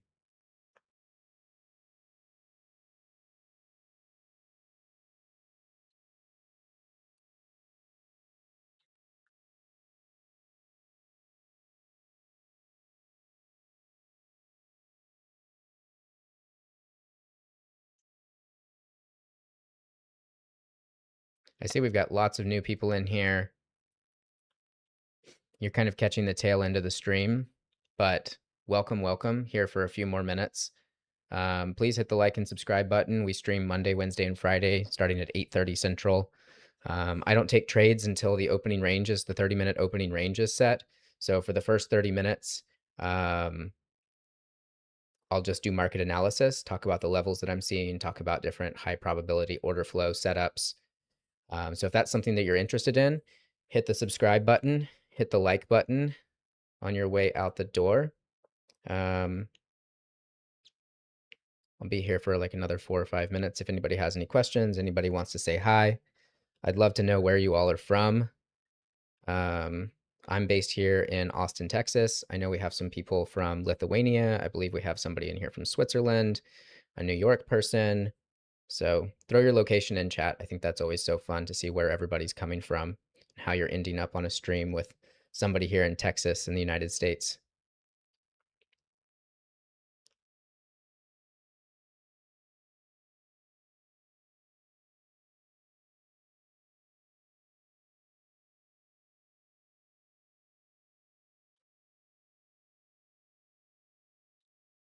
Nice, from the UK. Welcome, welcome in.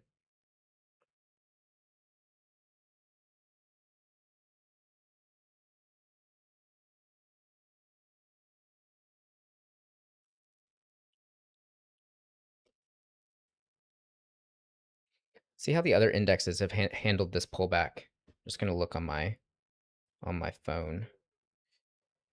So nothing is down that far. Oh, Germany, welcome in. Lots of people from Europe. Nice to have you here. So the Nasdaq is only down 0.5%. You know, ES is down 0.25%. The Dow is flat. Bitcoin got smacked pretty hard. It's down 3%. Wow, silver, which I kind of noted this morning. I was like, why is silver up 3%? Because gold was flat, and now silver is down 2.5%. So maybe my question as to why silver was up was a good question. Maybe some of the buyers up there should have been asking that question themselves. Whenever the Fed is talking about, we had this big meeting. Do I trade live? Yes. Yes, I do. I took 2 trades today. You're just catching if you showed up a little bit ago. Um, Let me actually do that because I'm going to start to wrap up the stream here. So this morning, if you joined on the later side, we sold off on whenever the Fed chairman started talking and some data. And so we came down, we broke the opening range low. I took a short here as we got back up and kind of got stuck below the opening range low for a couple minutes. Got stopped out as we went there. I was looking for a potential long trade on this dashed line here, which is a buy imbalance, so more buyers than sellers. But when we got to that level, we held it the first time, and then when we came back up to it, we just like could not catch a bid. It just became very apparent that sellers were just pushing aggressively. So I tried to catch it again here, missed it. Tried to catch it here again, was too fast, and then finally caught it here as we got back up into the 80s. I got short at 80. My stop was like 610 using a 30-point stop with 2 contracts, and got flat at 490. I believe that's right. I'll have to go back and look and see where that was. But basically looking for 90 points. So got out at 490. So 1 loser and 1 winner. And since I'm looking for 3-to-1 risk to reward, then I'm profitable for the session. And I'm also profitable for the week. So if you followed along this week, I am up on the session and up on the week. So I'm going to start to wrap things up here. I think things are going to start to get a little slow and choppy. I don't tend to trade the afternoons. There's a bunch of you in here, which is really exciting. We're working to grow this channel. We stream Monday, Wednesday, and Friday, 8:30 Central until usually around this time when the market starts to slow down around lunchtime. Today may be one of those days that it pops around a lot more. Would love to have you guys hit the like button on your way out the door. It really helps us support the channel. But if you like order flow, you're curious about order flow, that's all we talk about here on this channel.